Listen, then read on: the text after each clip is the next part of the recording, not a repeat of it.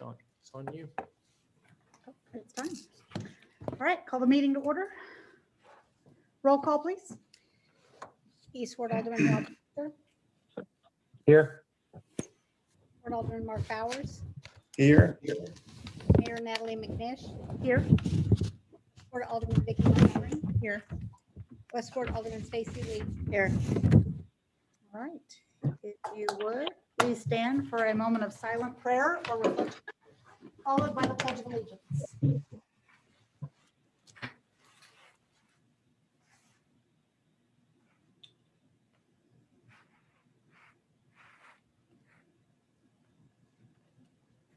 I pledge allegiance to the flag of the United States of America and to the republic for which it stands, one nation, under God, indivisible, with liberty and justice for all. Thank you.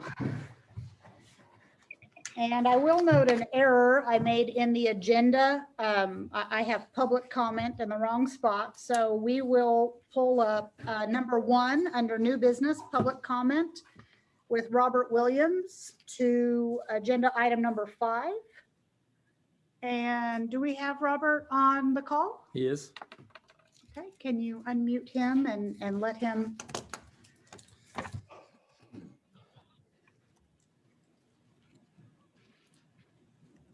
Can you hear us, Robert?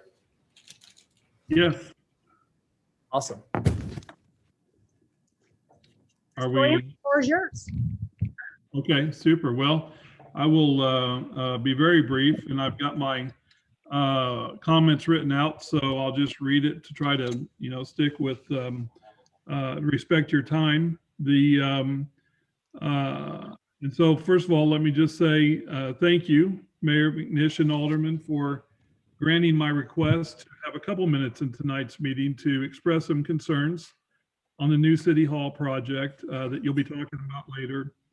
More specifically, on the budgeted plan that we have to spend over $500,000 from the general operating and restricted water, sewer, and parks funds.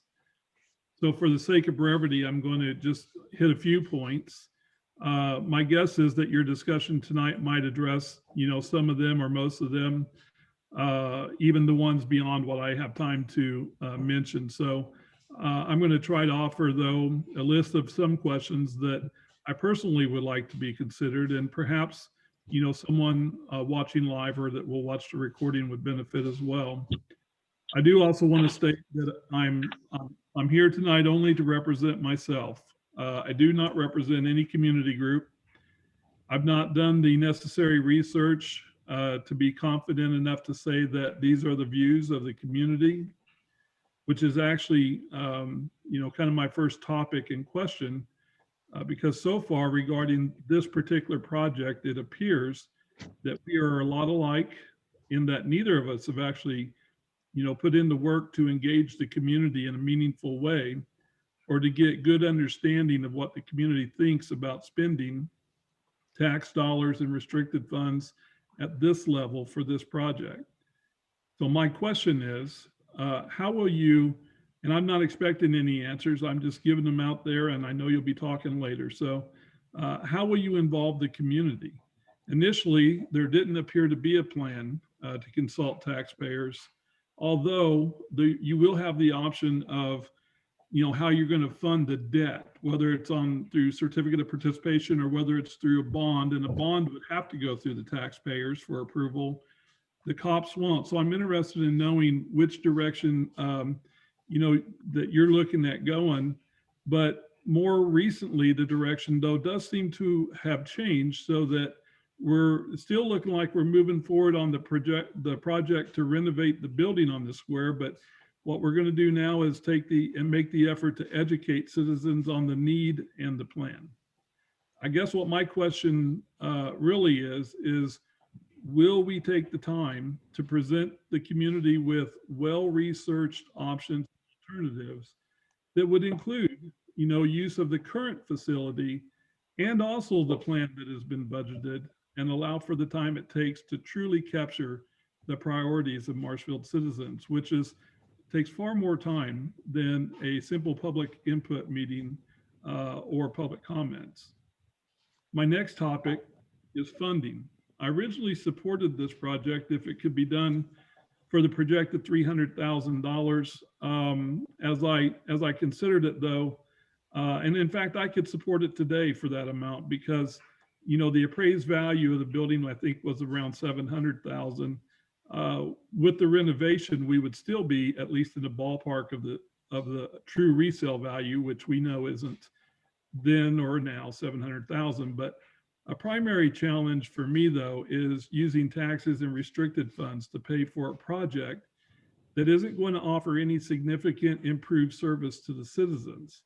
For the most part, it will simply be a location change unless I'm missing something. And so here are a few questions to consider. Will taking $100,000 out of the water and wastewater funds result in higher rates when we have the upcoming rate assessment? This project was not programmed into previous assessments. So what impact is it now going to have? Is taking money out of water and wastewater something that can actually be done for this project? And if it can, should it? The city already charges users what's called a pilot, which is 5%, and it's a payment in lieu of a tax. One of the reasons for the pilot is to cover services provided by the general fund. So if we're already allocating a portion of the cost of our staff to these funds and services, and in addition to that, we're already charging 5% to go into the general fund as a pilot, should we now charge an additional amount for our utilities to pay for a renovation that will offer no new service or enhancement to the customer? And lastly, regarding economic development, there was some thought mentioned that the project would benefit the city economically, which I get is, you know, not necessarily the biggest point because the needs of the city is what really takes priority there. But I see there is some information coming later tonight on that. And so I emailed Dwayne Lavery yesterday and I asked a simple question. I'm sure he is going to make, in his comments later, will probably address fully regarding this. But I asked, do you agree there's no economic benefit from moving City Hall to the square that would not be gained by any organization or business restoring an old building on the square? And his answer was also very simple. He said, yes, as in he agrees there's nothing about City Hall that is more or less economically beneficial. So that being the case, my question is, what is the reason for spending 3 to 4 times the original projection on a building that won't be valued at near what it costs to renovate? Is it coming from a true need to find the right solution for City Hall? Or is it coming from a desire to restore an old building on the square? And if it is from a true need to do what's right for City Hall, shouldn't we have alternatives and options and look at all the possibilities before settling on this one option? That being said, there's many more things I could ask. I very much appreciate your time. I thank you for hearing and considering my comments and questions. I think I probably have a better understanding than most of the sacrifice that each of you make to be there and making these decisions. And I appreciate your willingness to be there and do it. So thank you very much. Thank you. All right, we'll move on with the agenda and approval of the minutes from January 28th, 2020, which were included in the packet. Are there any corrections or changes from the Board of Aldermen?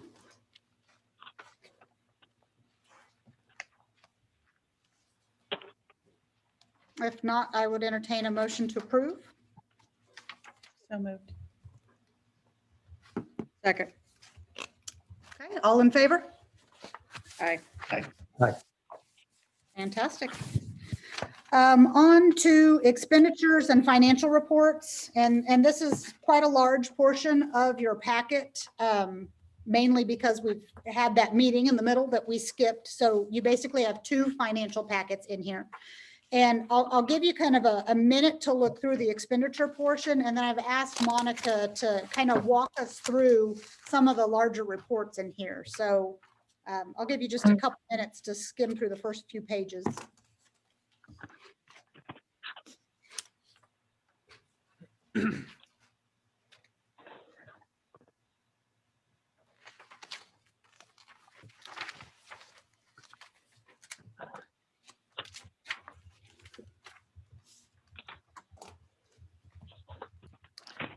And Monica, I'd like for you to kind of walk us through the revenue, expense, budget, and cash report, just to refamiliarize the board with this and kind of walk us through where we're at right now and what things, first of the year fluctuations are always quick to explain. So. Sure.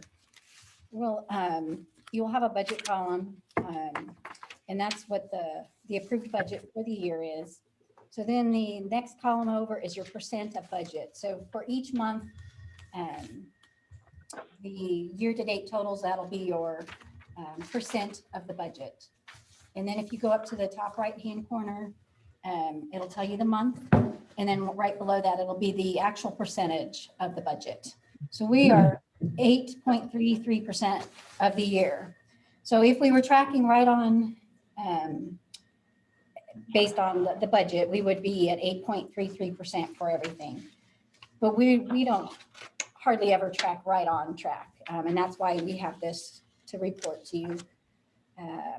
Some revenues will come in a little bit later, like water and sewer. We'll see that lower for now, but we'll see that kind of pick back up in the spring and summer.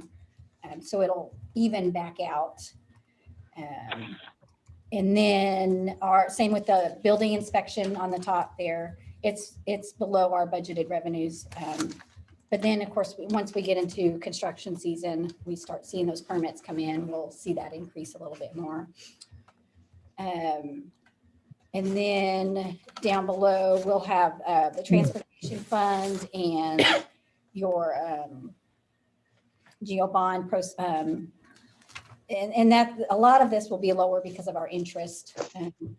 We're transferring over to our new bank, and that'll be a little bit higher interest.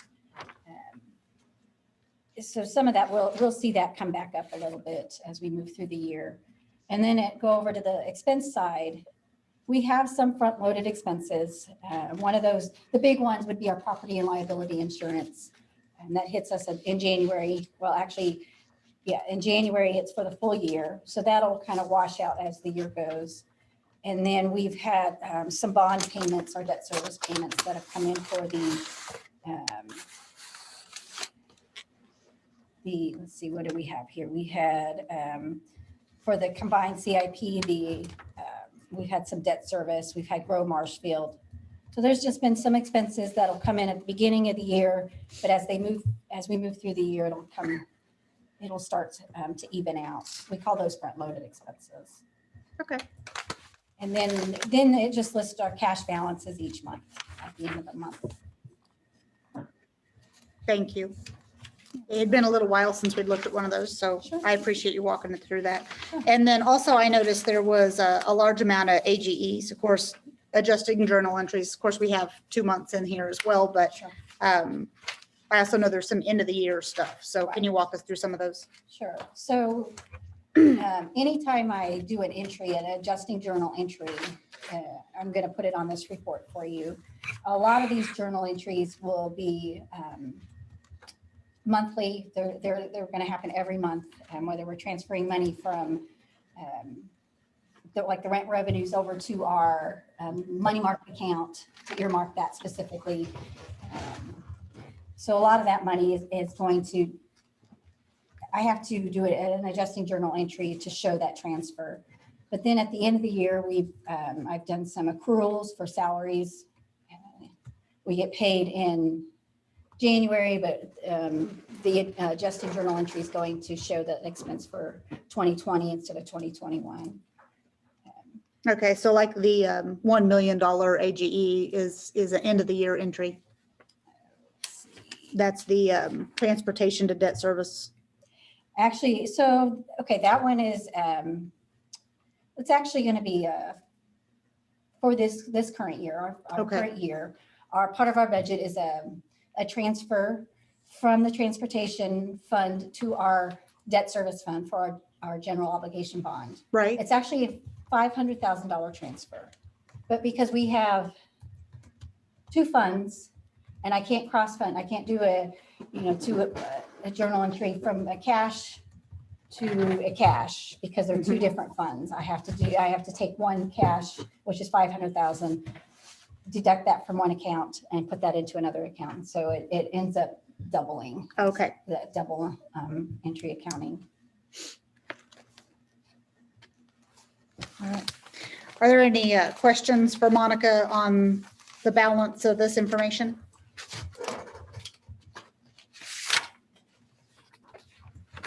If not, I'll take a motion for approval. Move to approve. Okay, all in favor? Aye. Aye. Aye. All right. Departmental reports. Did note that in the last year, our number of online users have increased almost 20%, and our number of ACH had almost increased 20% as well. So that's covering some good ground. Any questions on departmental reports?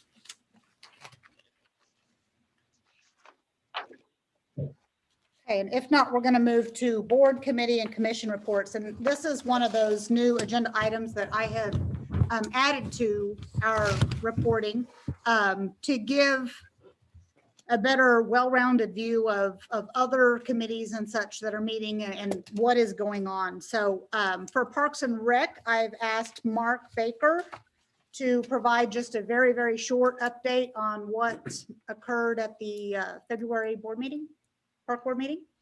Okay, sure. We have launched into year-round programming with parks, and so one of the exciting things that we've got going on is literally 12 months out of the year, we've got various programs happening. I just wanted to highlight that January kicked off that true 12-month programming, and we continue to program at the FEMA building with Group X classes, including a family group exercise class. We've launched the first ever youth basketball season in partnership with the Marshfield Community Center with 12 teams and 100 players. And that program will continue through the first week in March in conjunction with a Marshfield Blue Jays senior project of Maggie Gronke. There will be a women's self-defense class offered at the FEMA building on March 6th that will be taught by local martial arts and self-defense instructor Michelle Crum. March 15th, we'll start our outdoor season. We're kicking that off with spring adult softball. Registration is currently open. Spring youth soccer is in the coach and staff recruitment stage right now, and registration will open on March 1st. And we have art as well as various dance classes in the works to be offered later this spring. I won't take up too much time, but I wanted to point out the different demographics and the variety of people that we're serving. We've got things for youth, we've got things for adults, we've got things for special groups such as a women's self-defense class. We don't have the senior programming in there yet, mainly because of COVID restrictions and the concerns and the extra, safety precautions that seniors take. But hopefully, later on in the year when that becomes open, we'll be doing some of that too. So we're excited to be fully launched and fully engaged in the first quarter. We're busy already and looking forward to a great 2021. It really is a pivotal year for parks. Awesome. Thank you, Mark. Any questions from the board about the park board? Okay, our next board update is Grow Marshfield. Since myself and Sam sit on that director's board, we felt that we needed to include them in our updates. And I've actually asked Dwayne Lavery to present that. So Dwayne, would you give us a short recap of what's going on with Grow? Sure. Great. Sounds great. Thank you very much for the opportunity, Mayor. Appreciate it. Rest of the Board of Aldermen. There is a lot of things that are going on. that we've been working on. I think one of the things that's going to be exciting coming up next month is going to be the new website that we're going to be launching. It's going to be all of the positive things about Marshfield in our area, and why it's going to be a great place for industry and business to come here. So we've also had multiple meetings with commercial realtors across the Southwest region, letting them know what we've got here and where we're going. We've gotten some great feedback from them. Of course, we've been sharing them, with the city and with other folks here locally. But I think overall the feedback is positive, and they see some potential here. We do have some things that we need to address. I think the city's doing a great job. A lot of other folks here in town are doing it, and once we get there, I think we're going to be well positioned for that. So I think those meetings have been really helpful and a good step forward. We are working with some property owners on making some land available for business and industrial attraction. And once we get some more of the infrastructure numbers together, I think we'll be able to, add some product right now. I have received, quite a few, maybe, 4 to 6 different leads from the state and SREP. And, we haven't been able to respond because we just don't have any product yet. So, but we're really close on that, and hopefully fairly soon we'll be able to do that. Working with the chamber and a lot of the small businesses, and we got one, of course, I can't go into any of the details of them, but, one of the small business projects that's high on the list of the citizens of Marshfield, I think we've got a window of opportunity that we're looking at. So whether anything comes out of it or not, I don't know. It's still early in the stages, but it's just another thing that we're kind of excited about. On another front, of course, that the Marshfield Development League is part of our circle, our leadership team, and they've just completed renegotiating the LKQ lease. It's another 3-year lease, and it looks like we're going to have some more resources that the city and the community can put into future development. That's a real positive thing that's just occurred within the last week. And then the last thing I want to talk about is basically something we talked a little bit before, and that's the CDBG LMI survey that's still out there. We've got about 25% return so far. Basically, there's 500 surveys that have been sent out. We've got about 100 of them back so far, and we got to get to 400. And so we're basically 25% of the way there. And so it's probably going to take longer than I thought. I was hoping it'd probably take 2 or 3 months, but it's probably going to take a few months longer than that. But I'm working with Sam and working with Brandon over at SimCog, and we're coming up with some different strategies and how we can get out to people. But Mayor, I know you're going to be helping us too. And this is just be a great opportunity for the city to get some more resources to get a lot of these projects done that we're trying to do. So I just think the survey will take us a little bit longer. So Mark, I don't have an answer for you what the survey says yet. Awesome. Any questions for Grow? Hey, Dwayne, you might elaborate just a little bit. I do think that it's noteworthy to talk about the partnership for MDL and their contribution for the study area that's going to go along with our study. Excellent. Thank you, Sam. You're so right. And I know how Sam and Mel are working to get that SCEAP grant and get that paperwork done, and to get the sewer capacity study done for Marshfield proper. And so Sam came and asked about the growth areas that are part of the community growth plan. And I said, hey, let's just go talk to MDL. And MDL was happy. They had called a special meeting. They've appropriated the $29,200 as an addendum to Great Rivers project to do a sewer capacity study, not only for the Marshfield proper, but they're going to do the 3 growth areas and put the whole package together.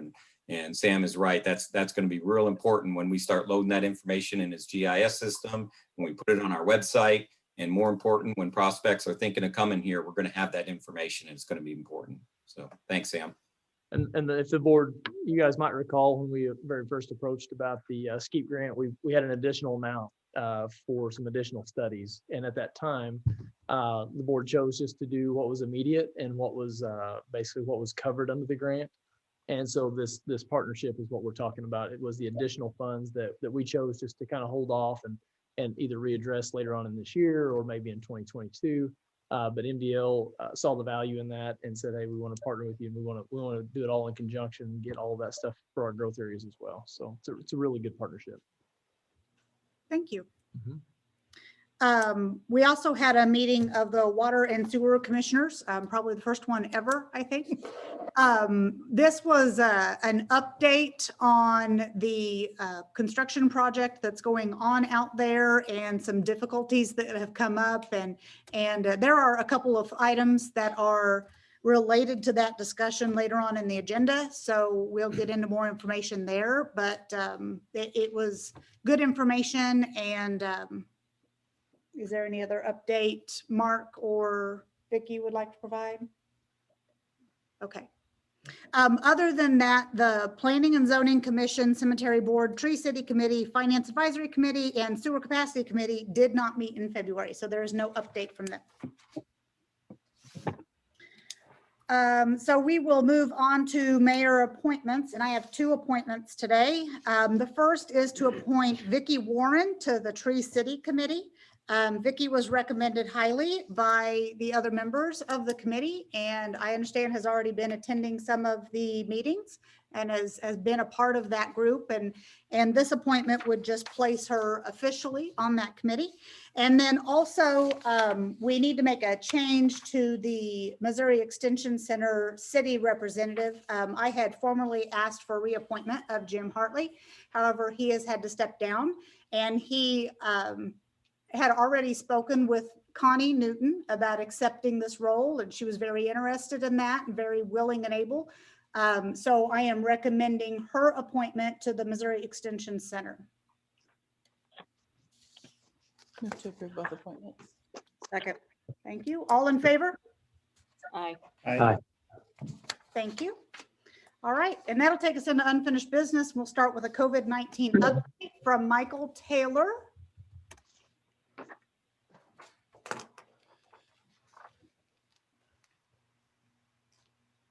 There we go. Hey, Michael. Hey, how are you? We've got some good news again tonight. Things are looking up a little bit. So just real quick to recap on some things that we talked about in the past. The task force meets, used to be every Tuesday. It has changed to every other Tuesday. So our next meeting will be March 9th. The Marshfield Family Clinic, in conjunction with the task force, has held clinics, second dose clinics for the vaccine. Those were held on the 12th and the 19th. So far, we've vaccinated 1,210 persons through those sites, both first and second injections. The Webster County Health Unit, Rogersville Pharmacy, Marshfield Family Clinic Pharmacy, Jordan Valley, and Fordland Clinic have also received doses of the COVID-19 vaccine since we last spoke. And the Webster County Health Unit's a process of scheduling vaccination clinics in Marshfield and the Seymour areas for the end of February and throughout the month of March. And there'll be more to come out on that if you watch their website, Facebook. Those dates will be posted. If you're interested in a vaccine, of course, your healthcare provider, Cox, Mercy, Jordan Valley, and then you can make appointments through the Marshfield Clinic Pharmacy. I believe you have to go to the Health Mart website to do that. The status of local hospitals, and again, this will be as of the 23rd. Cox had 34 admitted, Mercy had 32. 2 of those were from Webster County. The hospital capability score is still holding at 5.1. Drive-through testing has been a little challenging in February. We've had some of those sites canceled. A drive-through site was conducted on February 22nd from 9 to 11 at the new facility in Seymour. Jordan Valley has received federal funding and will be doing bi-weekly testings here in the Marshfield area. Pre-registration is required through Jordan Valley for those test sites. And then the Webster County Health Unit is offering COVID testing 5 days a week for a certain time. I believe that's 3 to 4. And you would need to contact the health unit to schedule that. We've seen a pretty significant drop in the need for testing. People aren't lining up as they were. So that's also a positive sign. The current vaccine phase on your report is now inaccurate. Well, currently it's still accurate, but as of March 15th, we were notified today that they'll be opening phase 1B tier 3, effective March 15th. That will include critical infrastructure persons, and in particular interest to the city, it will include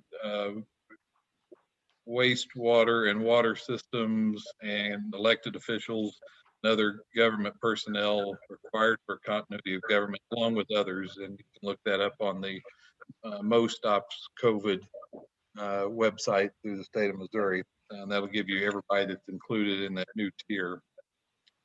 Vaccination statistics, Missouri, as of the 23rd, 1,029,785 persons have been vaccinated. 703,014 were first dose, 326,771 had received their second dose. In Webster County, we're showing 4,857. First dose 3,620 and second dose 1,198, but we can tell that those numbers, Missouri does not have all those uploaded yet because we've done 1,210 to Marshfield Family Clinic alone. So those numbers are a little skewed at the state level. As far as the current situation, I did update this as far as the Webster County statistics today. State, federal, and world are still from the 23rd. CDC is reporting 27,938,085 cases in the United States with a total of 487,415 deaths. Currently, Missouri is reporting 475,348 cases and 7,715 deaths out of 4,403,835 persons tested. World Health is reporting 111,102,015 cases worldwide with 2,462,911. Webster County, as of today, has had 2,916 cases. Currently, we have 4 patients actively ill, which is as low as we've seen in many, many months. 2 of which are in the central region of the county. 100 patients have been hospitalized, 2,867 have recovered, and we have now had a couple more deaths, bringing that up to 45. So cases increased by 29, which is again much lower than what we've seen in the past. Active cases have decreased by 33, and deaths again have increased by 2. The schools right now, as of the 23rd, 9 were quarantined. Gotta shut my radio page, my pager off.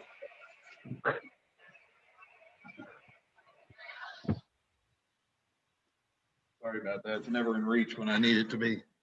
9 were quarantined at Marshfield, and we were reporting 0 positives as of the 23rd. None of the other schools were reporting any positives or quarantine. Some assumptions and known information. We are seeing a decline, as we've talked about, in Webster County. Currently, Marshfield and Rogersville account for the 4 active cases in Webster County. In the last 7 days, we've seen 2,843 new cases and 16 deaths, which we were, if you remember, just not that long ago, that number was upwards to 30,000 every 7 days. So it's a significant change. Missouri Department of Health and Senior Services says Webster County is number 30 out of 117 jurisdictions for total number of cases. Cox Health has closed their COVID ICU due to this decline.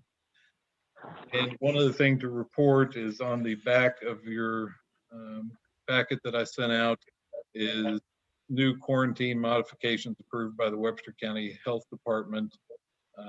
in regards to the schools and to those who have been vaccinated or diagnosed with COVID-19.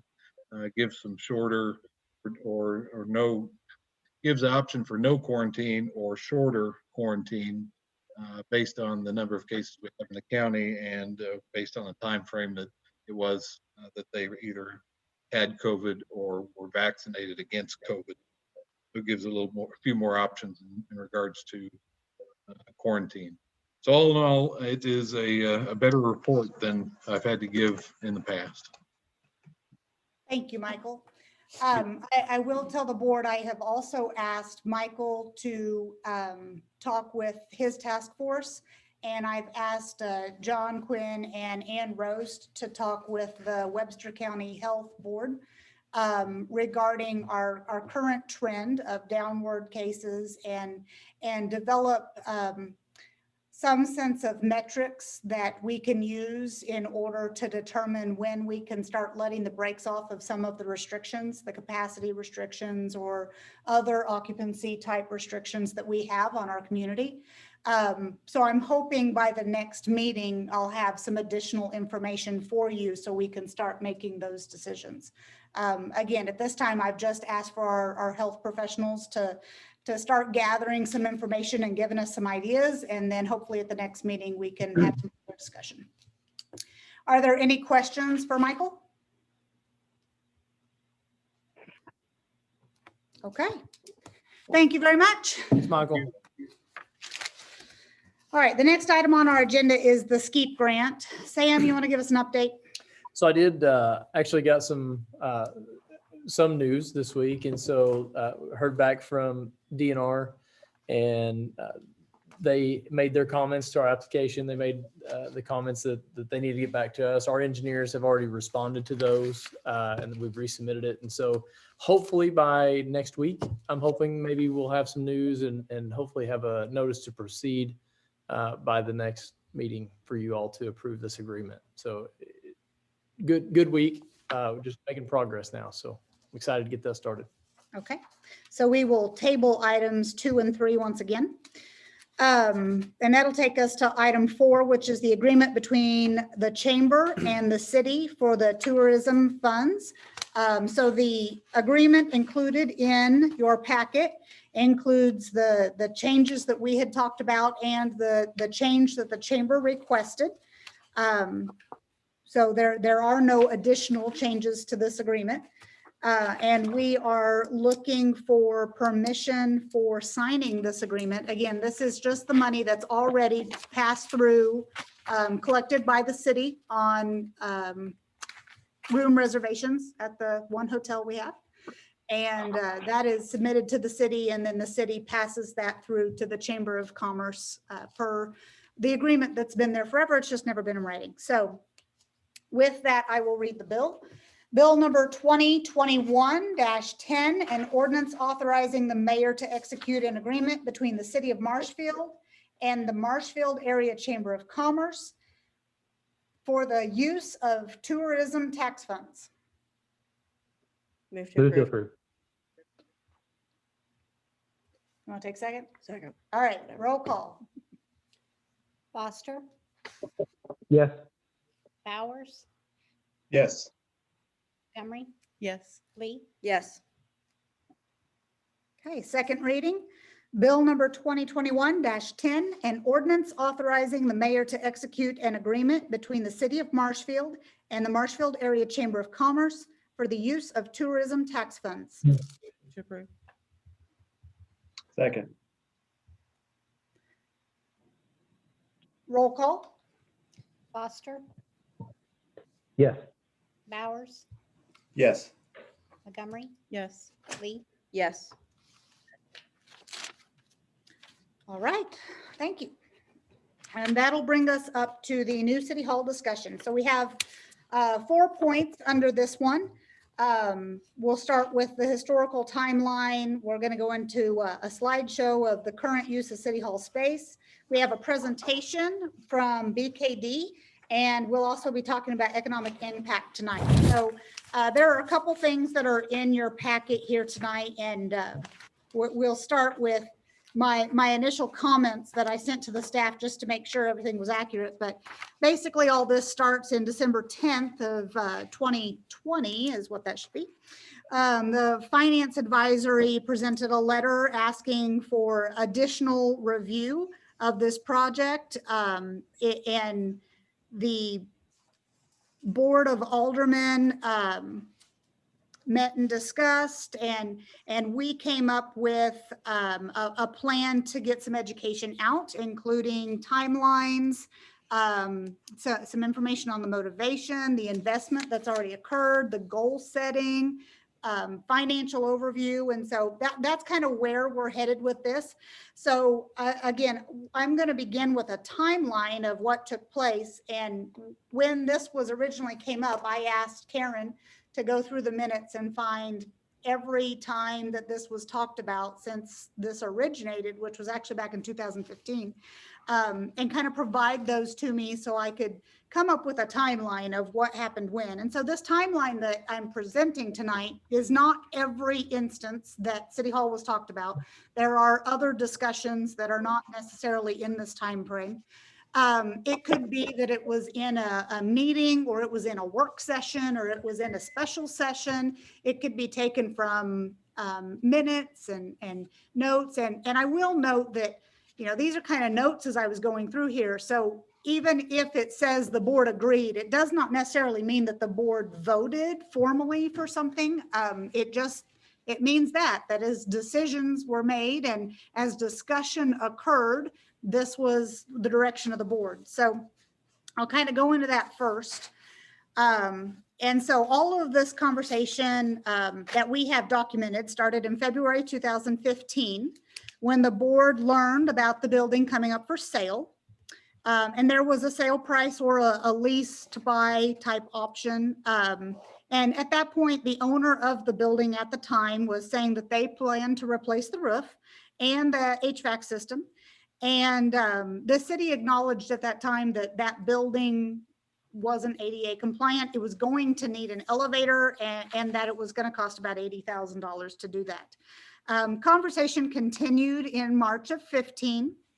And that's the first place we see that it's very clear that they're discussing utilizing this building as City Hall.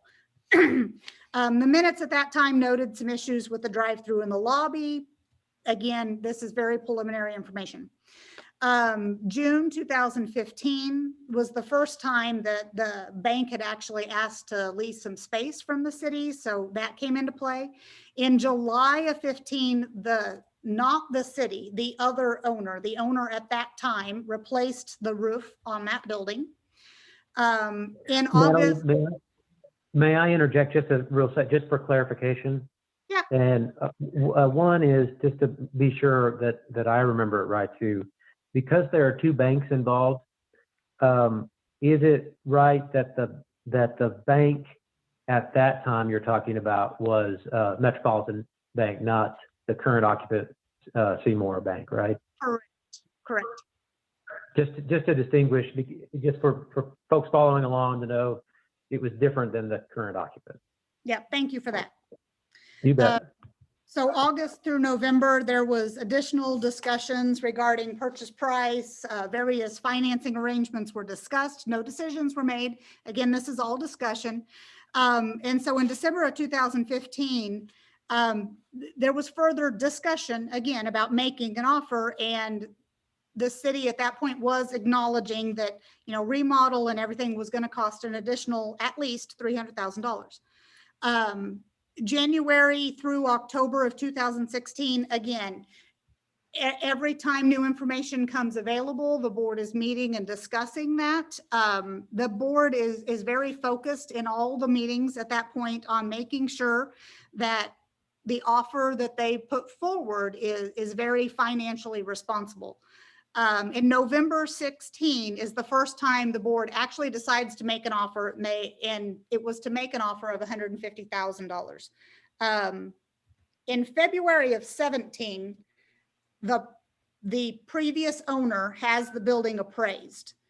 The building appraisal comes back at more than $700,000, and it specifically notes that there were no comparable real estate assets to comp in the state of Missouri.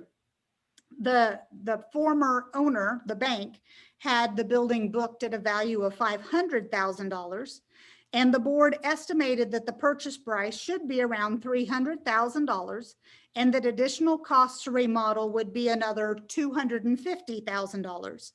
They discussed additional financing opportunities. The bank clearly would not accept the $150,000 offer, but continued open negotiation with the city.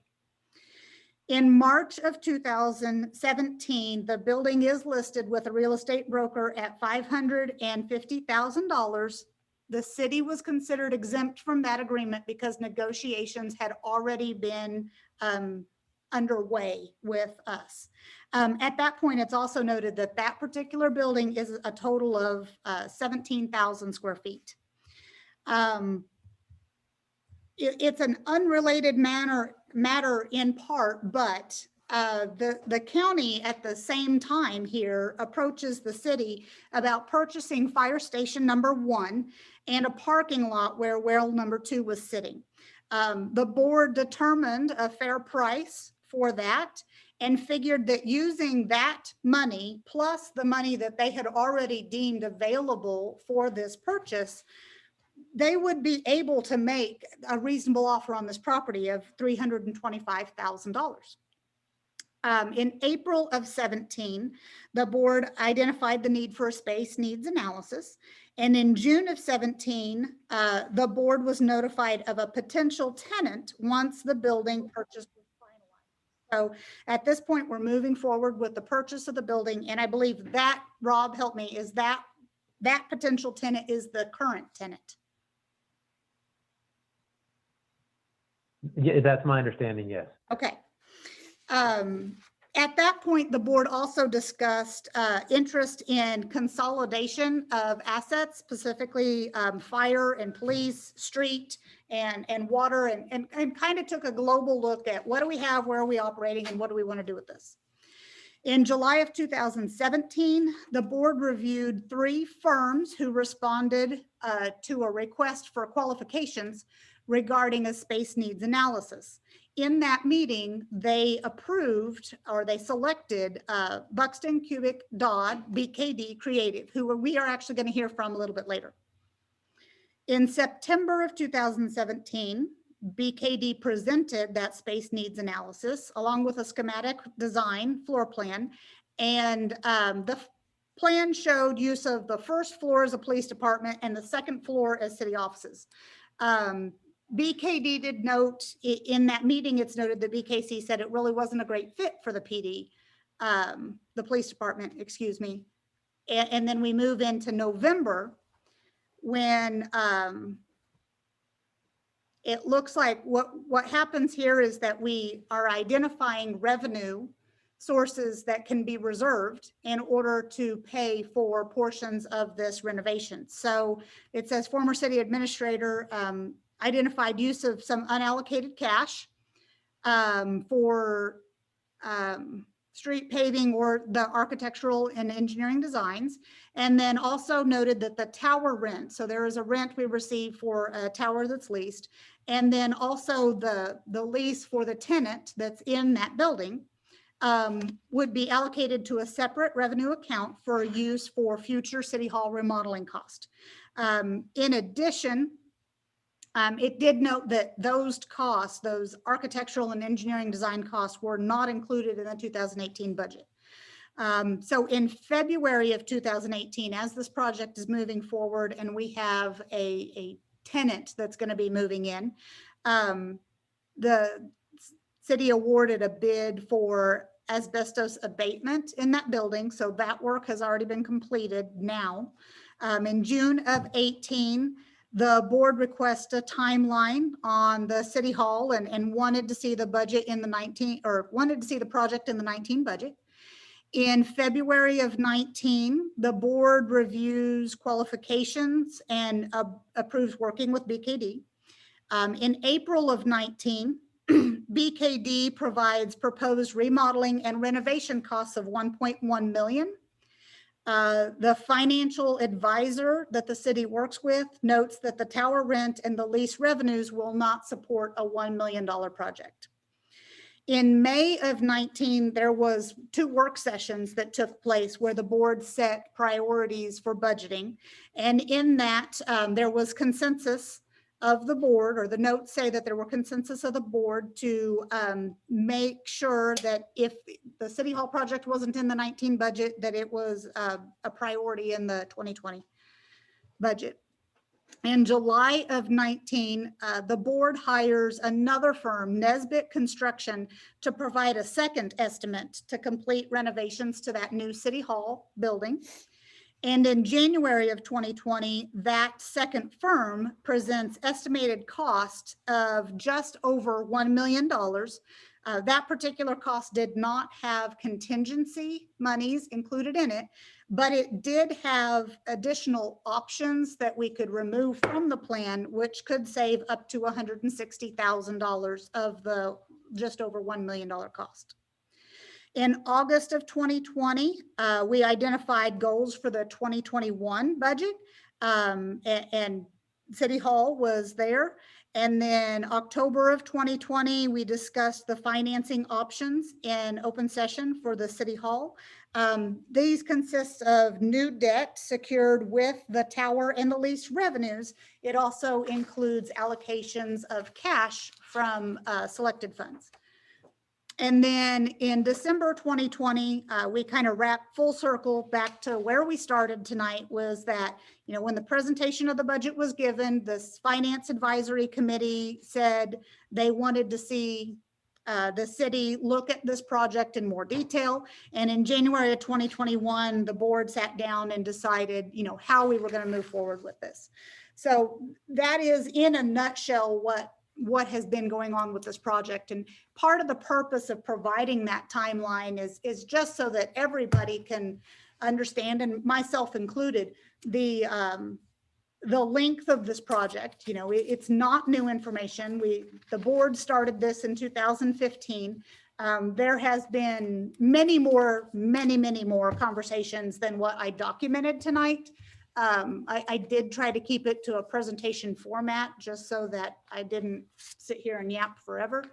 But that kind of gives you an overview of the steps that have been taken to date. I now want to turn your attention to a slideshow presentation. So I came into City Hall this week and just took some pictures of our current space, because it's understandable to me that some people don't know City Hall beyond those front doors or that front corridor. And so I want to give everybody a chance to see each office and how it's used and what our total space utilization of the current building is.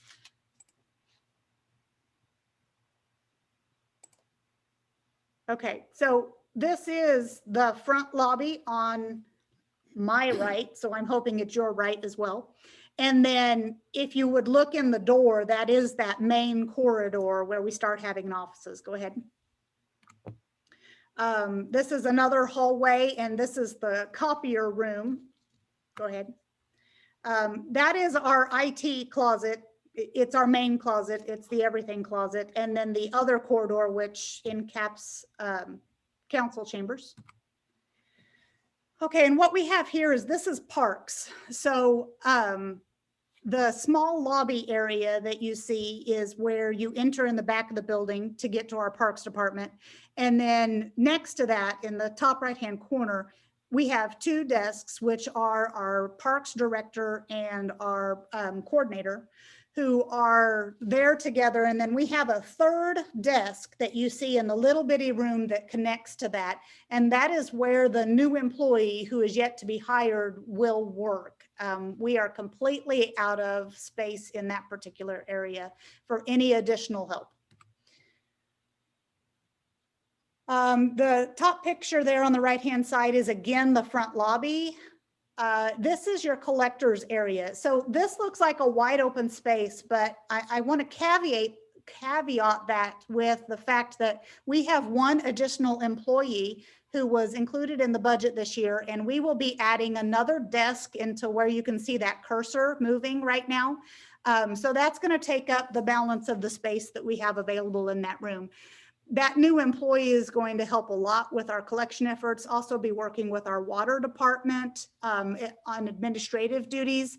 And so by the time we fit a third desk in that room, we're pretty well up to walking space only. This is the clerk's office, which Rob and Mark, this is a change since you may have been here. This was the city administrator's office. However, we had to switch that with the city clerk's office because, again, we're bringing in a new employee to help with a lot of those duties. We needed to put 2 desks in an office somewhere. This was the largest space we had.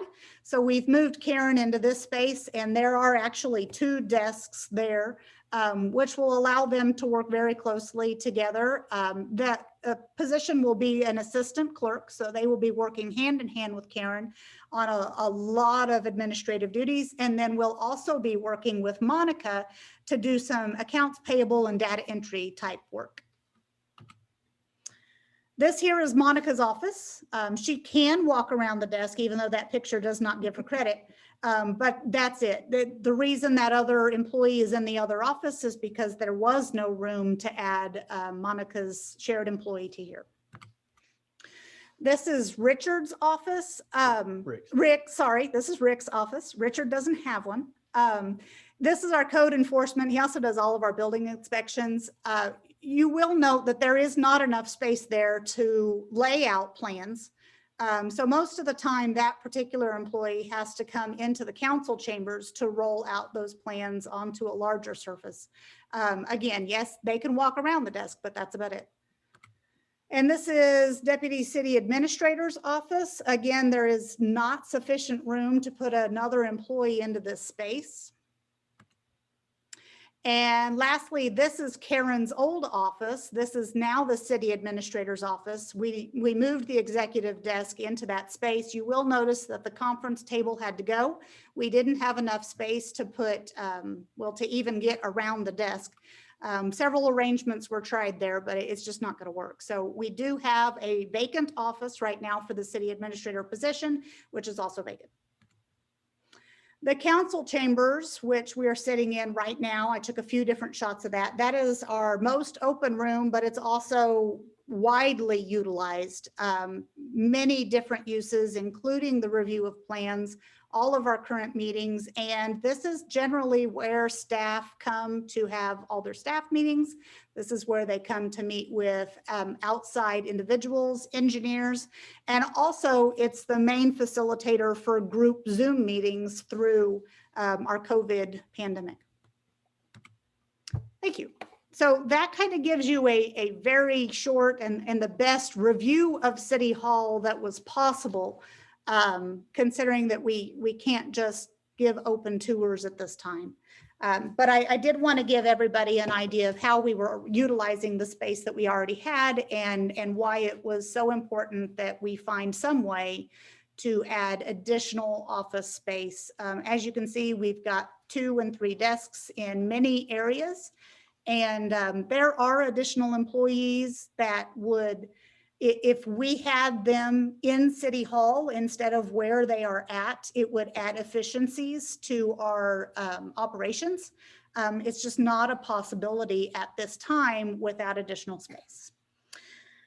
So the next item for present, or maybe I should stop there because I've done a lot of talking. Does anybody have any questions on what I've presented?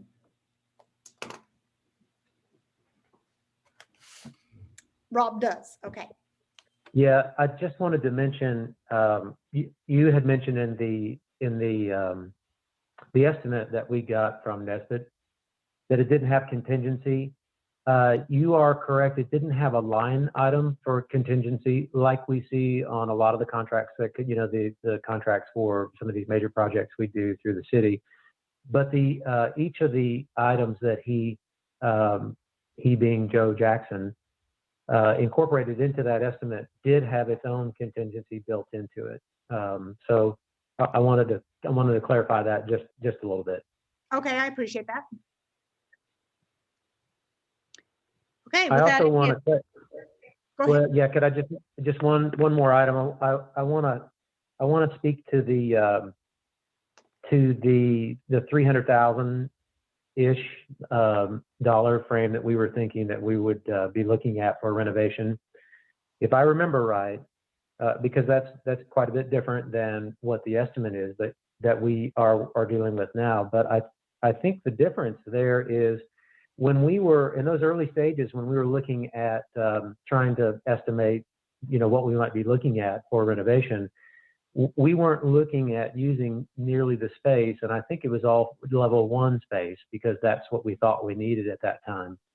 But during the space needs analysis, we recognized that not only was there a need, but there was an opportunity to go forward with the 2 levels of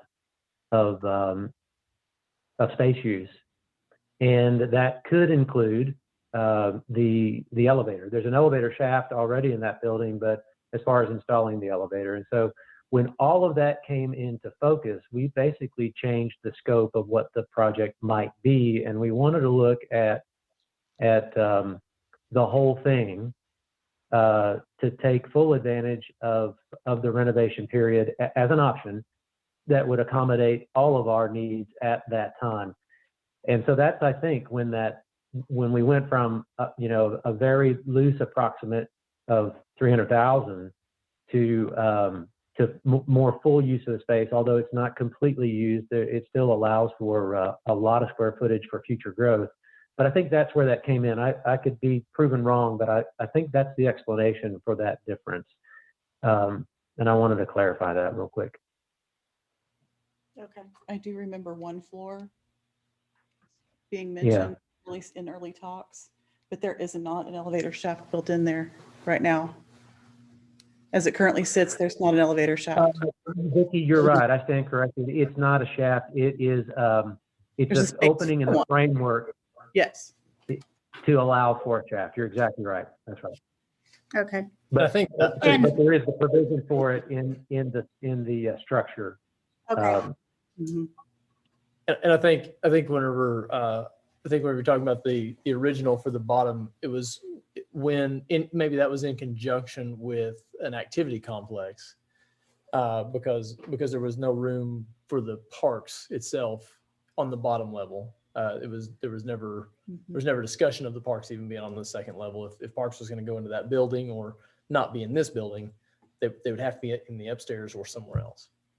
Yeah, so it was much more about our needs and the potential for that building coming into focus that led to the study on a more full, although still incomplete, which allows for future expansion of the space. And so I appreciate everybody's input on that. All right. So also in your packet, we've included the updated historical expenses and revenues. I planned on hopefully bringing another presentation with our possibly our bond counsel or our financial advisors on this topic a little bit later. But I did want you to have the most updated information that was available from Monica. So this is included in your packet for that reason. Mayor, I'm sorry? Mayor, in case you're getting ready to move past that, could I ask a question of Monica with regard to that expense and revenue summary? Sure. Is Monica still there? Yes, she is. Okay, good. It's really to make sure I understand and also to bring clarification to one of the questions. I think it was one of the principal questions that the mayor had. But the way we funded the purchase of that building while Robert Williams was mayor is akin to what we're proposing and he's wondering about going forward. Is that correct or not? As far as allocation to the departments that would be using and benefiting from the city hall? That's correct. Yes, we had Okay. allocated the cost based on the departments that would be housed in the city hall and their use of the building. Correct. Okay, I thought so. So not different than we did when he was Mayor? I think there's a little bit of a difference there. We took Can you out, explain that? sure, I believe we allocated to the transportation fund for the purchase, but we have No, presented we're it not doing that with it. in in the presented budget, it is not allocated to transportation. Okay, so we're doing to one less department than we did when we purchased. That's correct. Okay, okay, thank you very much. You're welcome. Okay. And now we have a representative from BKD. I got Brian Kubik. Brian was instrumental in the first initial setup, him and Joyce. And so, Brian, can you hear us okay? Yes, and I have to tell you, I've been trying to get myself off mute for the last 20 minutes just to talk to you guys. I'm dying to get in the middle of this conversation. So I got so much to tell you. I really thoroughly enjoyed the timeline that you put together, Mayor. That was fantastic. And I enjoyed seeing the pictures of your current facility as well. So if I could, I have kind of compiled just some miscellaneous things that that we did when I was working on this, and as you've said earlier, we have been working on this project since July of 2017, and truthfully, not the whole time, just periodically here and there. So. I will kind of outline all those pieces. I've put my kind of slides in chronological order as well. And I want to show you my screen, and I'm going to kind of go through that if that's okay. And there's going to be a bunch of different things here. Some of it is actually my proposals that we did when the city hired us to do this work. The reason I'm putting those in there is because they actually have project descriptions and the scope of work that we were asked to do at the time from the city administrator at the time, John Benson. And so I thought that might be interesting to discuss. And then I think Rob is right on target when he says that the dollar figure of 300,000, that was actually before we were hired. And that was when we were first hired, we were actually just talking about the first floor space. Or at least I think that the city was just talking about renovating the first floor space. And I think what happened was once we got hired, we were trying to decide if we could actually add the police department into that building at the time. And that's how it kind of grew into the first and second floor. So it would be the police department on the first floor and the city hall space, or kind of those kind of uses on the second floor. And then don't forget, out of that 17,000 square foot of that building, there is, obviously the bank is, we were always planning on having a lease space for the bank. We didn't know what bank it was at that time. But we knew we had a space for a bank, so we were kind of saving that for that. So if you don't care, Sam, if you can kind of share my screen, and I'm going to. You should be able to. Oh, I can share it? Okay. Yep, you should be able to share it. First time on Zoom, No, I'm yeah, just there you go. it's my whole job anymore. All right, I'm going to share this thing right here. Okay, so this, all right, does everybody see that?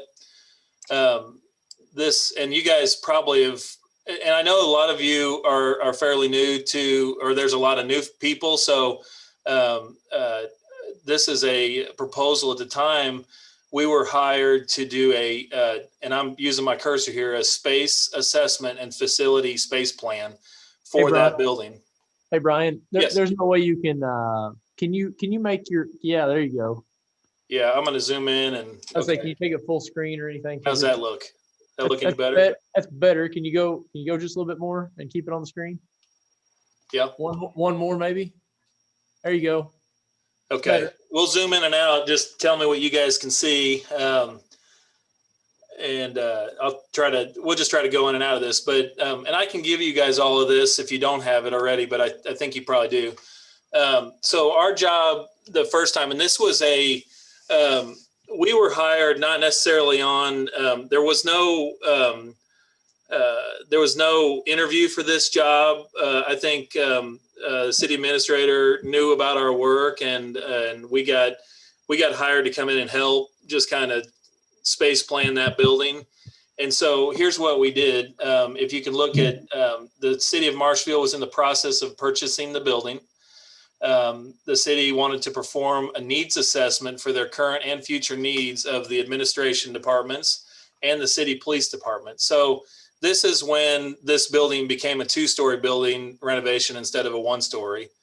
The scope of the work was going to be broken into 2 projects: a needs assessment, basically determining if you need the work, need the space or not, and then a space plan of the existing building. So we were going to kind of do a needs assessment, interview some people in the different departments in the city.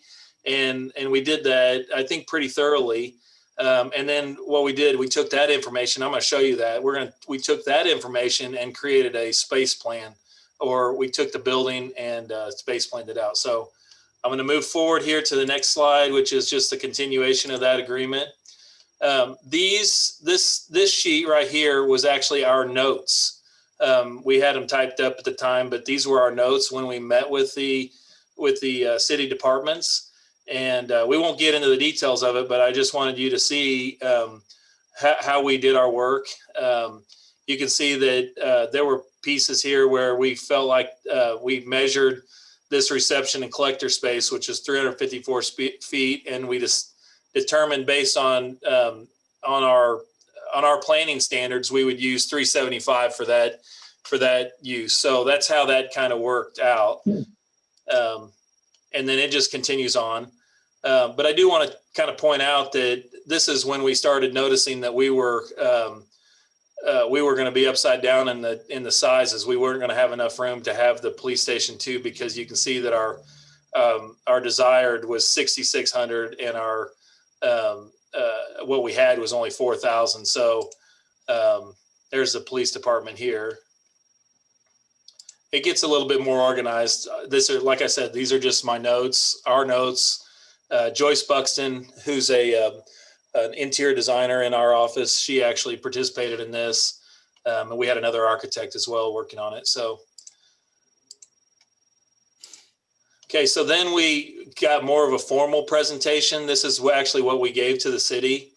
And again, what we were doing to create this space analysis is we would actually look at what's existing, and then what's ideal, and then actual. So if we were to lay out a space, this would be the ideal size for that. And you can see it gets kind of detailed. It's probably really deep in the weeds, but I think that's what you guys were asking for us at that time. And so that's what we did there. That's a continuation of that. The city functions offsite. Okay, so at the time, one of the big thing is there was consideration being done with the putting the police department in the first floor. Well, I will tell you, I don't think that the police department really wanted to be on the first floor of this building, because they knew that there probably wouldn't be enough space. And so, but we went through that process anyway, just to see what we needed. You can see the police department here on our needs, our space analysis. I'm going to get to the bottom here where you see the big numbers. You can see that this is 5,100 was kind of what they needed, and we only could provide them with about 3,800 square feet. So you can see we were drastically undersized for that building. And so that's when we determined we probably wouldn't have enough space. We, however, went ahead and did a layout just so that you guys could see. We're going to try to fit it in there. Okay. We knew it wasn't going to be perfect, but this is a drawing that we did of the existing conditions, because there were no drawings of the space. So we actually had to go in and measure all the spaces. We needed a foundation for it. So this was the drawing that we created. And as you can see, this was before the renovation of the bank that you guys are leasing space to now. It's also and I think some of this has been removed now, 4 years later. But at the time it was empty and dark, and I don't even think we had power in there at the time. We actually did this in the dark, measured it. And then this second floor space, we went ahead and blocked it out. And we knew that we were going to have to just demo everything up there because it was unusable. So then this was the schematic design that we actually presented to the city. And the blue area represents where the police department was going to be. The green represented where the bank was going to lease. And then the yellow space here was the space where the city hall was going to be. So the entire city hall was going to be on the second floor. Well, that has all kinds of problems, as you would know, because we were going to have to create a new elevator, and which we're going to have to anyway. And so, we have shown a new elevator and a new staircase, and it was really just in an effort to try to get all those pieces into this existing building. We jammed it in there. If you say, just to say it bluntly, we jammed it in there.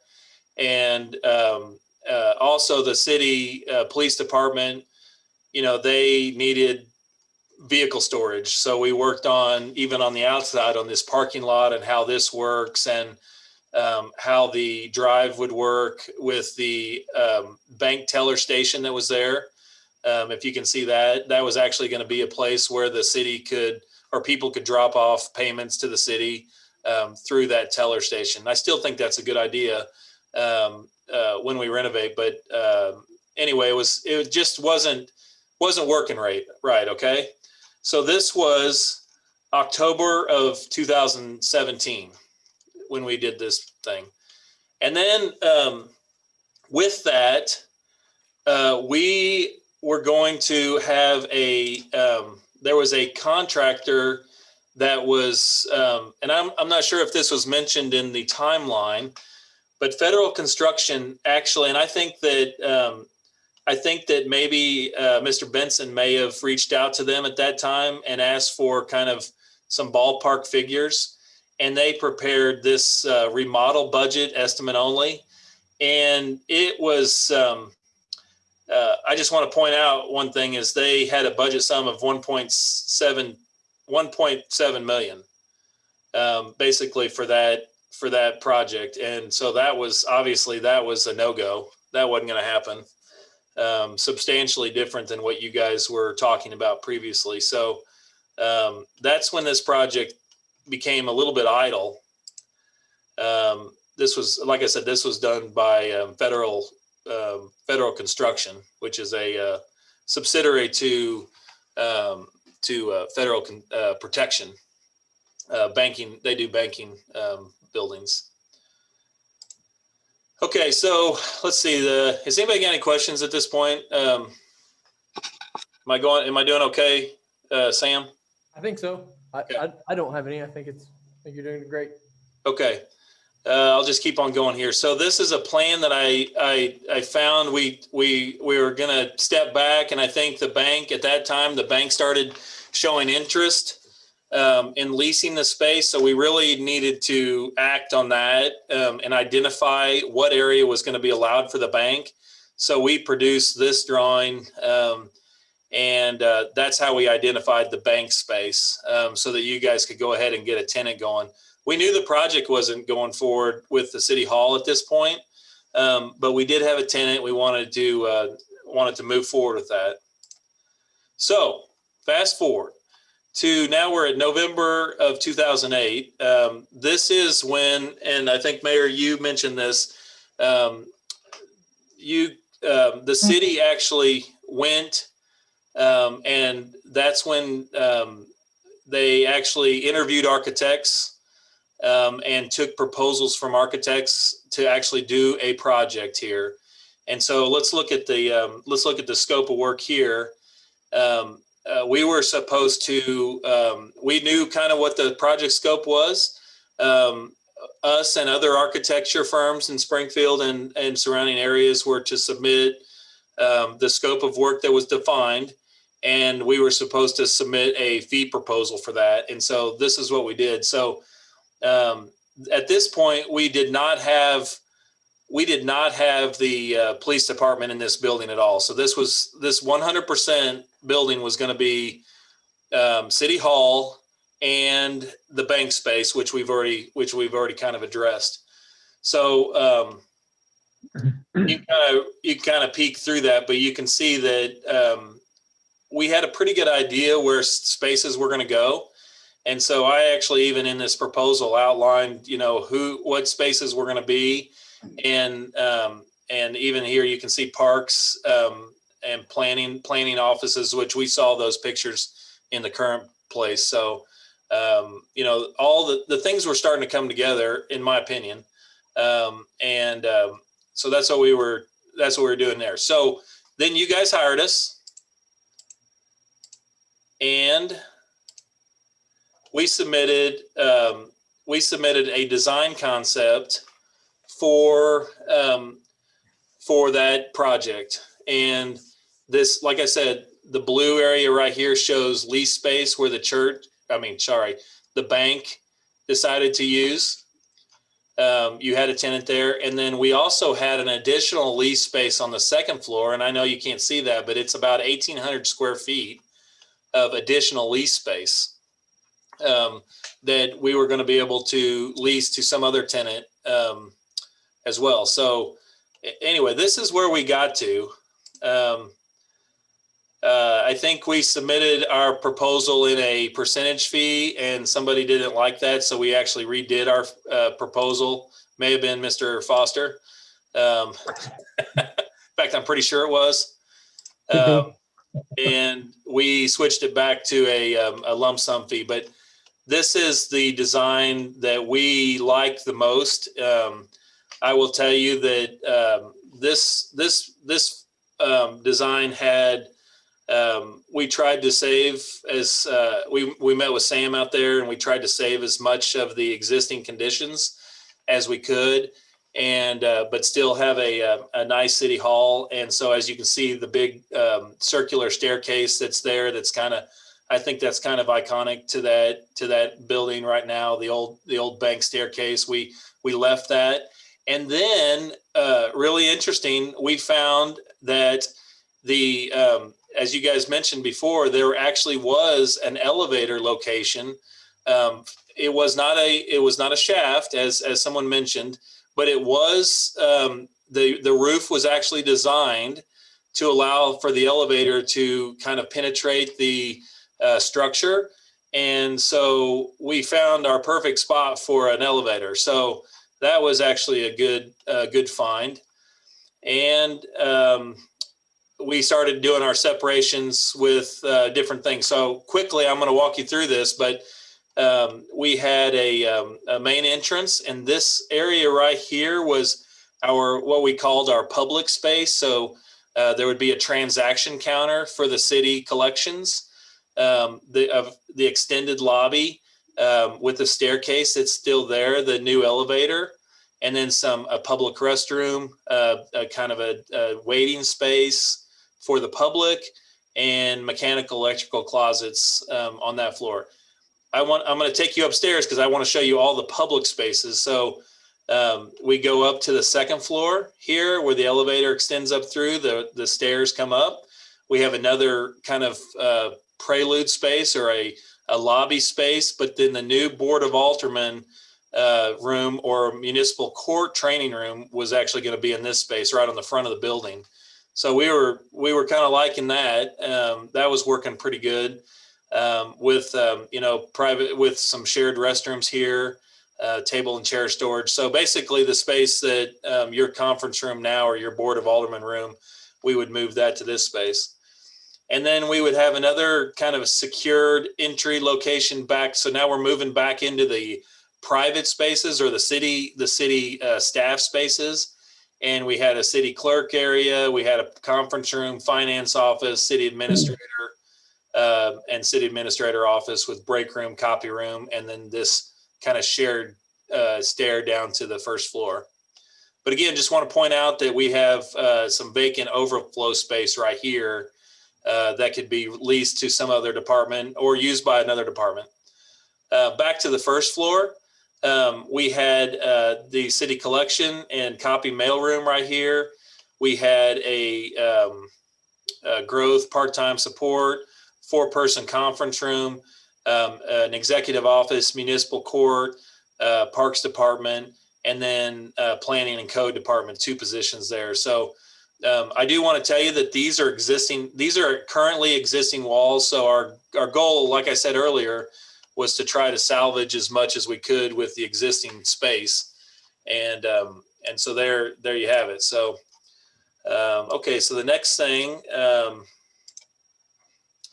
I think that's just more of our, yeah, that's what you saw a minute ago. And that's the most updated plan. So that is kind of where we ended. Now, I noticed in the, you had in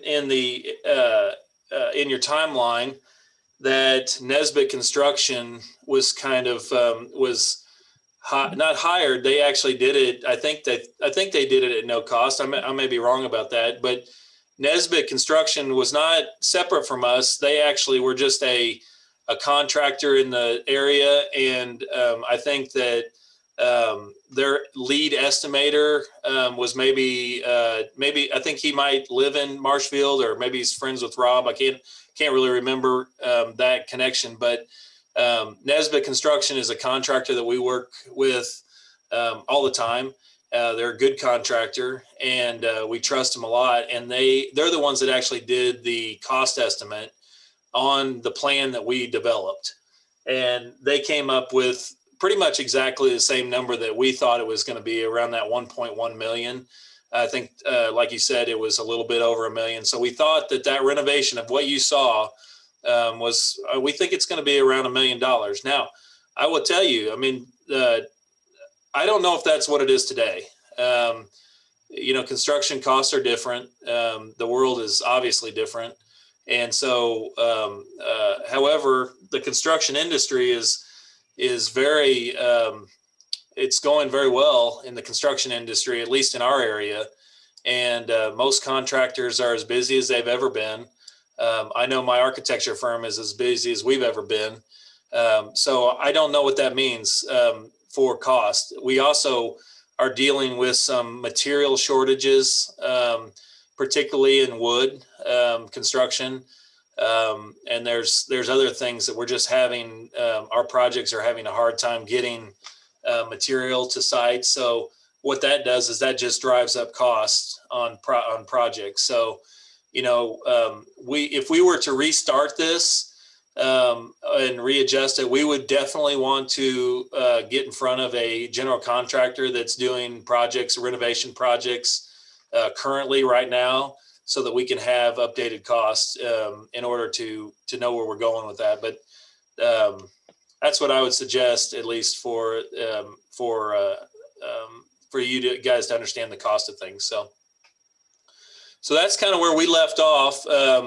And then I just, I received a call from, Joyce received a call from Sam here probably a week or so ago, 2 weeks ago. And we got onto your agenda tonight to share that timeline as well, and kind of show you what we did. Hey, Brian, it's Rob. Yep. Thanks a lot for that. I wanted to go back to that estimate and talk about a couple of interesting things about how we landed on Nesbitt for that bid. You'd mentioned the connection with Joe Jackson. His family actually built that building, so he from that aspect was really familiar with with that construction, just based on the family history of and the interest in that building, and also a native of Marshfield. I think that was sort of a side benefit, but really how that came about was, I could be wrong, but I think you mentioned to me that there had been an estimate on a couple of recent jobs at that time, including maybe a Stratford school. The estimates came in at X, and when Nesbitt was able to bid and win those projects at about 80% or less than the estimated cost. And so Yeah. it seemed like an appropriate approach to go out and see what their thoughts were. Kind of like what you're saying, as we get into the position of the full-on restart, we will clearly need to make a new evaluation of what current costs would do as far as impact for this project and the scope, which can be tiered and can be phased, and I'll talk about that later. But it's clear we would need to take another look at that. But it leads me to a question that I believe I know the answer to. I'm in the construction business too, but I want your opinion about if particularly because of this climate that you just described that we're living in construction, those extra costs or challenges that we're encountering right now would be amplified if we tried to start from scratch, if we tried to build a building these days, starting with concrete. Is that rather than taking a good building, solid? Now I want your opinion on this. You've seen the building. It seems to me a very solid building, as opposed to a stick frame building. Because I think it's one of the questions that's come up very clearly from most parties interested in this project. That sort of general comparison of renovating costs versus start from scratch, building up from excavation and concrete, which is absurdly expensive right now. Yeah. To build a new building. Yeah, and I want to tell you that what you said about Nesbitt is exactly right. We did have a project that they came in substantially under budget, and so we were pleased with them at the time. And so, yeah, you are exactly right. That's why we talked to Nesbitt. Your question about construction costs for new building versus old building, you are exactly right. A new building would be, I'm going to tell you, we are seeing prices for new buildings right now greater than $200 a square foot. So if you were to take, the need of the spatial need that you need for a new city hall and all those departments, I mean, this would be a multi-million-dollar project, new building. So yes, we're seeing high prices, particularly in municipality buildings, just because you can't use the techniques that we use sometimes to cheapen projects, to get them within budget. We can't do that on municipalities because these buildings for city halls are built to last. They are not short time buildings. So yes, we would see substantially higher prices in building a new building. And the simple fact of it is, Rob, is that we don't have to build in a renovation project. We don't have to build exterior walls. I mean, and that's huge. We're not doing foundations. We're not doing parking lots. We're not doing, there's just so many things that we're not doing when we renovate a solid structure like what you guys have. And I kind of just feel like that, also this is a downtown building. I mean, it just, to me, at least, it screams city. It's a city hall. That's a city hall location, would be a downtown space. You guys have a nice downtown and a thriving downtown. It just seems like that would be a good location for it. I think that's just my personal opinion, but I think it's a good spot for a city hall. But yes, I mean, even at the cost of the space in the renovation space, I mean, it may be higher than what we planned for, so a year or so ago, but it's not going to be $200 a square foot. I know that. I mean, we're going to be, we may be $100 a square foot. We may be 125. I don't know exactly, but it's not going to be 200 plus. So does that answer your question? Yeah, that confirms. I mean, that's my impression is, but I wanted to have your unfiltered impression of the same thing. It's your the other thing. Yeah, the profession other thing also. about that building that's there, I mean, yes, it's old, but it still has great bones. I mean, the building is concrete. We have Yeah. concrete walls, and we have, I mean, it's built to last, and it'll be there for another 100 years. I think putting, $1 million is, I know $1 million is a lot of money. I get it. But at the end of the day, you're going to have a building that's worth more than $1 million, right? It's not going to be valued at what it's at right now because it's unused right now. So it's going to be way worth more than what your appraisal that you got on it. Hey, Brian, I had a couple of questions. So based on this study and the last plans that you showed us were done the end of 17 or in 18, more or less. Some city operations have changed, as you noticed, as we did the tour of space here. We're already cramming extra desks. Right. Do you believe that needs updated to fit our current model, or do you believe what we have from your 17, 18 review is sufficient?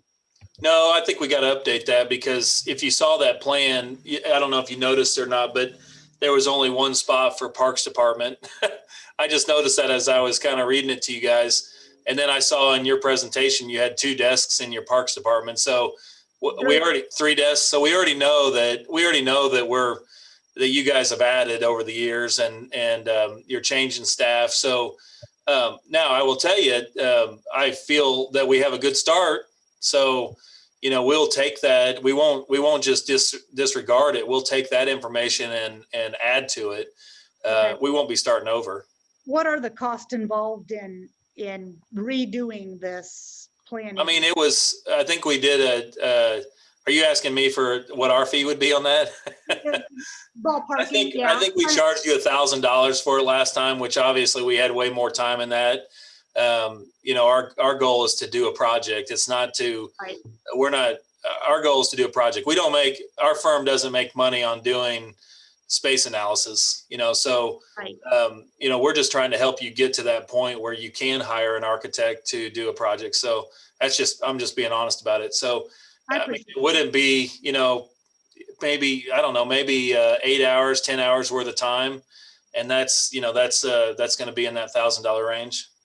So what about if one of the other ideas that's been brought up is using our current building, but remodeling and adding on to it as well? Yeah, so that's, remodeling the building you're in is a fine idea as well. I mean, you're going to have that same kind of savings because you already have the exterior walls built and parking lots, the things that, we were kind of mentioning. You have block walls in that building. I know the windows, if I remember correctly, the windows might need to be replaced, which we would have to do that on the downtown building too, by the way. Okay. I mean, you're going to see similar kind of renovation costs in the building you're in as you are to the downtown one. So it'd be kind of like a combined, like if we wanted to add square footage, that part we're looking at the 200 plus. Yeah, the addition, you'll be looking at the higher cost because again, we got to build exterior walls and a roof and all that kind of stuff. So yeah, you're going to have those higher costs on the addition. And then that little spot that's between the addition and the existing building and the addition, that gets kind of funky because just that connection. How does that connect and what happens there? So that could cost money, and you can run into unforeseen conditions and whatnot. So, but yes, you've got the picture. Okay. And so we'd be looking at like 1,000 or a little bit more to update what we already have, and then probably another 1,000 or a little bit more to get an idea of this building. Oh yeah. Once we have the needs analysis, that doesn't have anything to do with the building. It just has to do with the people and the departments that you have. So we could take that kind of space needs analysis and put it into any building you want. So that's a one-time deal. And then, but if you wanted us to kind of redesign or lay out your current building, that would be the piece that, you would probably need to, we'd need to have some hours to do that. Right. But again, it's, we want to keep it, I think we want to keep it at a really high schematic level so that number one, we're not getting too deep into time and cost for you guys, but just a chance for us. We want it to be kind of sketchy so that everybody feels like that we can change that as we go, because it'll change. I mean, you guys know it. It's going to change half a dozen times before we actually get a project to go. I do think it'd be very important to redo the space needs, just because we have, the staff that we've added, and we operate a little bit different than what we did. Yeah, that's right. Yeah, you very well could. Yeah. We're talking about possibly it'd be nice to have a utility superintendent office inside the city hall building. That wasn't really planned for at the time, and Right. I think it'd be. And I think there'd be great efficiencies of making sure that municipal court clerk comes into the city hall environment instead of the PD environment. There's also some legal requirements involved in there. And by getting that out of the PD, that might allow our PD to expand and get the space that they need. Yeah, I think they were short on space in their current location too. So yeah, that's you guys have a nice building over there. I mean, it's sad that it's not being used at this point, Okay. Anybody else have questions for Brian? Thanks, Brian. I appreciate it. And I know you guys have gone through a lot on this thing. And so I just want you to know that I'm happy to help you however I can. So, and I don't charge for my time when I get to visit with nice people. So, just let me know however you guys need, and I'm happy to help you. We appreciate it. And it's nice to meet you, since I wasn't part of the project originally. All new faces. I appreciate it. All right. Well, maybe I'll meet you guys in person sometime. Sounds great. Thanks, Brian. Great. Okay. Do you need me for anything else, Sam? If the board doesn't, I don't believe that I do. Anyone else on the board? All right. I'm gonna sign off and go see my kids. I don't blame you. Right on. All right. See y'all. Bye-bye. Bye. Okay.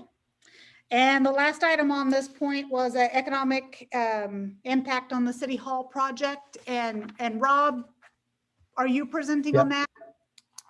Yes, ma'am. But I think Dwayne is going to also participate, or I want to make sure that he has the opportunity to participate at any level. But we worked together, and I want to thank Dwayne for collaborating with the city to put some of these bullet points together.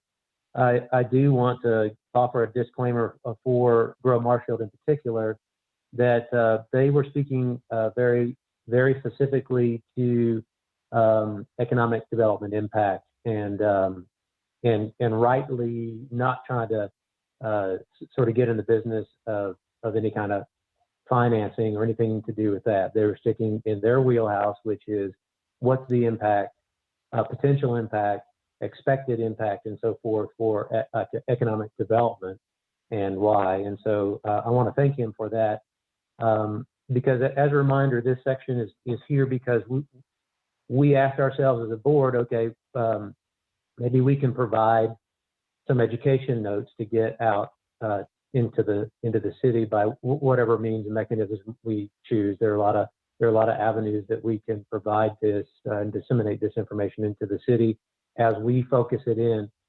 And I would say that, based on tonight's meeting, there will be maybe some additions to what I've got here. This is a draft that we've put together, and it's I think a good draft in terms of this style is meant to be not as deep in. I mean, you can imagine if we tried to cram all the information that we have either recovered tonight or gone into tonight, it's too much for what the purpose is, which is to inform the public. As we mentioned before, this is to inform the public why we decided to do what we're doing, which is to move or relocate City Hall to the square at 101 West Jefferson, the building we already own and bought for that intent. So there's been a lot of clarification. I think as I was keeping notes of some of the questions that came up at the beginning of this meeting, I think almost all of those have been answered, and if not, some of those will be answered here. So I'm going to read what we presented. Again, it's not meant to be a huge comprehensive a layout of what we've just been through. It's more of the high points, and certainly after this, I'll send that out to Karen and the board so that you can see it and maybe offer suggestions as to what else might be included as we continue to develop this. So I'll just Rob? launch right into it. Yeah, go ahead. Yeah, I want to add one thing. I think I'd rather just get this out of the way too. When Robert was making his comments, he talked about the economic impact, and I had called him after it came up, and we both agreed that it was a little bit different than that. And I think it's important that we at least clarify this one thing. It's not totally impactive, but basically the message that he sent me was, he says, do I agree that any positive economic impact resulting from locating City Hall to the square comes from restoring an old, mostly vacant building and causing some increase in traffic, and that any other use of that facility that would restore it and bring traffic would have the same or more or less positive economic impact. And I agreed with that. And you're right. I mean, it could be a different use, and it wasn't a no impact. And so I could have heard it differently. I just had a birthday with them last week, and I'm probably a little bit older than I should be. But anyway, I called Robert on that, and we both agreed that we basically said that the City Hall project versus any other one would yield positive. Now, we didn't do any specific numbers, but it wasn't no economic impact. Thank you. Thanks, Dwayne. I'd interject there too that we didn't exactly corner the market on buildings that could be renovated downtown. So there's a lot of opportunity. I hope that people race to that. So I don't think we're stopping anybody from taking advantage of any opportunity for that. But these talking points address that a little bit later on. So rather than sort of rehash that to then restate it in this, I'm gonna move right into it. Again, this is a document that the board desired to put together to inform the public why we made the decision that we made and why we're moving forward with City Hall to relocate there. And so I want to start with the need.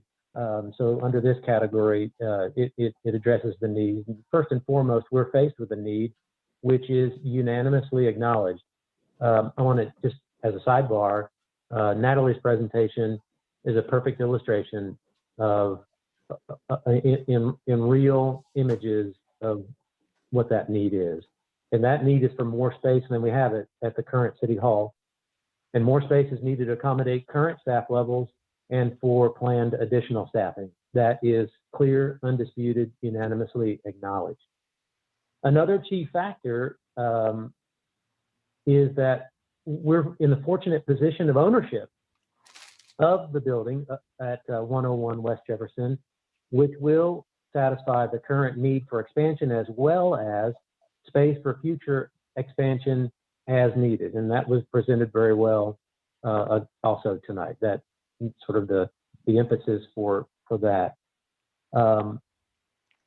Then going on, this situation of ownership is not happenstance. It is the result of strategic thinking and deliberate planning. The planning went well beyond acquiring the building. The planning included the establishment of funding mechanisms that would not hinder current city functions. It included a space needs analysis to confirm that this building allows for current and future expansion. And it included options for the scope of renovation, which would allow for phasing of the project. So that covers the need part. Then moving on to financing. The strategy developed for financing includes 2 rent revenue streams that have never been used for any other purpose, project or department. They have always been designated for the purpose of the new City Hall project. And those 2 streams are the rent from the communications tower in City Park and the rent from the lease with the Bank of Seymour for the portion of the building in that same building. And in addition to that, unallocated cash that has been carried over for several years. And just again, as a sidebar to that, for the purpose of this discussion, you know, I think what we realized is that we ought to put that money to use for the benefit of the taxpayers in this project, but that to try to use unallocated cash for ongoing expenses, like, for example, a new employee, wasn't wise, because you can't, unallocated cash is here until you use it. It's not a guarantee that it's a revolving lump sum that's going to come into your hands. And so that's why that's a perfect place to go for financing on this. So then going on, at the request of the Board of Aldermen, this funding plan was studied by the City Finance Director and was confirmed to be adequate to finance the proposed renovation. This plan is adequate even without factoring in the sale or lease of the current City Hall building at 798 South Marshall. However, its sale or lease is part of the overall plan to bring about further revenue to be applied to the renovation project if needed, and in any event is intended to reduce city expenses for associated maintenance, repairs, and insurance on buildings we may not need. And so now, going aside again, just for the sake of this conversation, that is it was mentioned already tonight, and it is definitely has been in the planning and consideration and discussion of the Board of Aldermen to try to identify properties and buildings that we might be able to move out of and consolidate into fewer buildings and rooftops, thereby gaining revenue from those sales, but also having less ongoing expenses for everything that's associated, from insurance to repairs to replacements and so forth. In fact, we've got 2 buildings right now that need new roofs. And still, for staying aside, one of the nice factors of the building on the square is that we have double the square footage that we can use under one roof. And rooftop is a very expensive item, and we're dealing with that now on at least 2 buildings in the city holdings. So going back to then what I've got laid out here, the sale or lease of the South Marshall building would be an extra level of assurance to the viability of this financing plan for new City Hall. Then, in addition to that, when we started all this planning, and at the same time, and not necessarily directly related, but certainly related to our financial position, at about that same time, we as a Board of Aldermen established and funded 2 new reserve funds. One, the general reserve cash balance, and then the other, a cash flow reserve.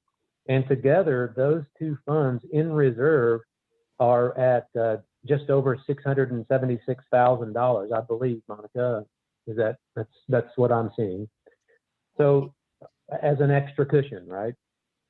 Doesn't seem like we would need that, but I'm just laying that out there. So now, that aside, here are some of the extra benefits of this move. We've identified the need, how this satisfies that need, and the financing. And then these are some bullet points that we developed that show our planning process and what are the extra benefits of doing this. I wanted to state again that the economic impact points were part of an analysis made in partnership with with Dwayne, the president and CEO of Grow Marshfield. And so we'll start off. There are 3 categories here that I've broken it down into. We could do it different as we study it, but I broke it down into impact for the city, impacts for community and the economic development impact. And so we'll start with the impacts of the city and a few of all the things that we could get into the weeds about, but so these are some of the high level items. So number one, it solves an identified and critical need in a timely and cost-effective manner. It's part of a path to consolidate and to reduce expenses through that reduction of properties by consolidating. This project is better than shovel-ready, as is a popular term these days. This project is renovate-ready. The building is also a source of rent revenue for the city to help pay for this. And this project will not take away from operations or projects or other departments. In fact, this budget that includes doing this project also allows for all of the identified growth areas in all departments. And so we are the city, because again of careful and strategic financial planning, is in the kind of shape that I don't know if it's ever known before. And it's our opportunity to take advantage of that to position the city infrastructure to go forward and grow into what a future is. We're not even sure about it. It allows us to grow and then grow more beyond that, as you saw on the schematic that Brian presented. As far as community impact, some of the high points. Again, that path to lowering city expenses through the consolidation of property and buildings, well, that allows, after this project, for those revenues not spent on maintenance and insurance and all the things associated with properties we can divest from, can be turned into ongoing unused revenue for new projects that would have ongoing expenses like personnel and other infrastructure. This, on behalf of the community, it's an act of economic development for commerce on the square, which is a catalyst for economic development. It's an improved face to the city of Marshfield government. It will be a source of pride for citizens to have the city be involved, be able to solve a need while reinvesting and preserving the future of historic square real estate. The location is more centralized for city citizens, and we will enjoy continued convenience of drive-through service. And then finally, this is the piece where particularly Dwayne helped with, and again, I appreciate his help there. For economic development impact, City Hall would be a favorable and stable occupant on the square. It would be a draw for commerce to the square when you consider city employees, city customers, city vendors, city contractors, and all manner of visitors to the city are all potential customers for downtown businesses. There is more than ample parking in the rear of the building for employees plus, so it wouldn't take away from any public parking. In fact, we've been noticing after discussion of this and maybe going forward that that parking lot, whether the city owns it or somebody else owns that building, goes with that property, and yet it's still not being utilized for parking at this point. Another point, increased traffic downtown will result in increased economic activity. Having City Hall on the square is in line. This addresses something that was brought up at the beginning of the meeting. Having City Hall on the square is in line with the Marshfield Community Growth Plan of improving, enhancing, and increasing activity in the downtown area.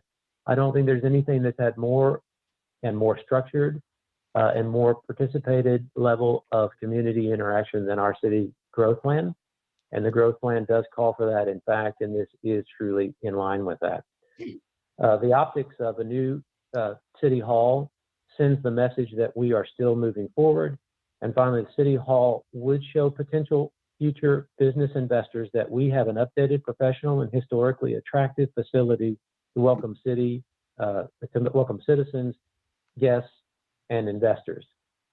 And again, thanks to Dwayne. You could go on and on, but again, I think we don't want to overwhelm, or maybe we do. Maybe we add more or don't.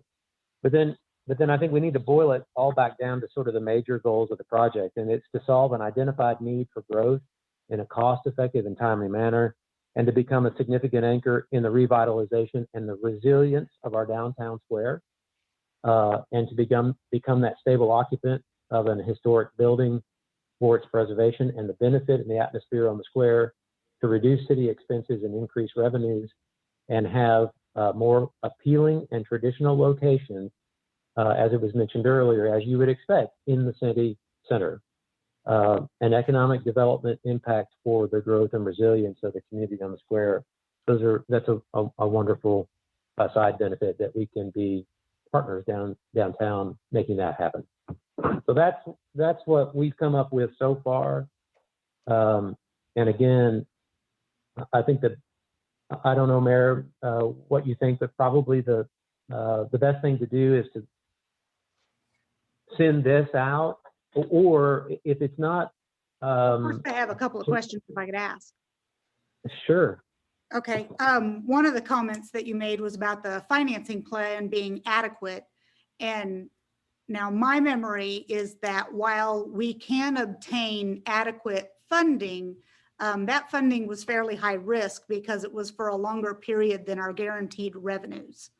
And so that's part of the reason that I kind of wanted to get those financial advisors back in at another meeting to where they could talk to us. Because I don't know if that rises to the level of calling it adequate. It was adequate in dollar value, but the risk that went along with it might be outside of our appetite, in my opinion. Yeah, so maybe we could have that conversation and assuage your concerns there. One of the biggest factors, I think, is the sale or lease of the existing city hall, or other property that could be unloaded through this consolidation process. It is a significant factor that isn't calculated in yet, and needs to be considered to mitigate the risk. But is it reasonable that we could unload any more than one building? No matter which building it was, is it reasonable to say we can only unload one building? Well, I'd like to have ongoing discussions, because we haven't resolved that. I think that there may be, and we need to make sure we answer that. Now, this is completely aside from the relocation of City Hall, but it goes hand in hand with the bigger objective here. One of the bigger objectives, right? The number one problem we're trying to solve is acute and has to be solved one way or another now. You've made that clear, and we have all acknowledged that. But as far as how many buildings and properties we can divest from our liabilities, I think needs to be well understood, and it's at least one, and probably more. And I think we need to be very shrewd about the way we look at that, and try to make that happen.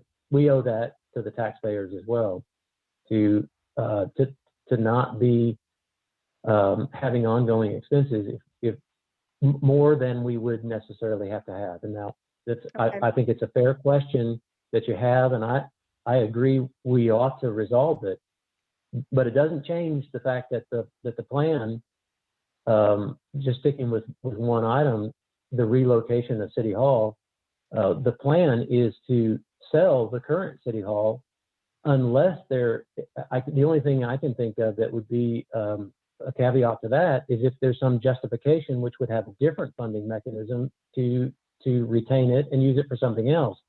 Okay. But that would have to come in. That would have to be on its own merit, because the reason we bought the building and planned and ultimately moved forward with the notion of moving City Hall downtown was because our current City Hall doesn't work, and if it doesn't work and we move to another one, then we sell it, and we use that revenue to, if necessary, to help pay for the renovation. It seems like a pretty direct trade-off.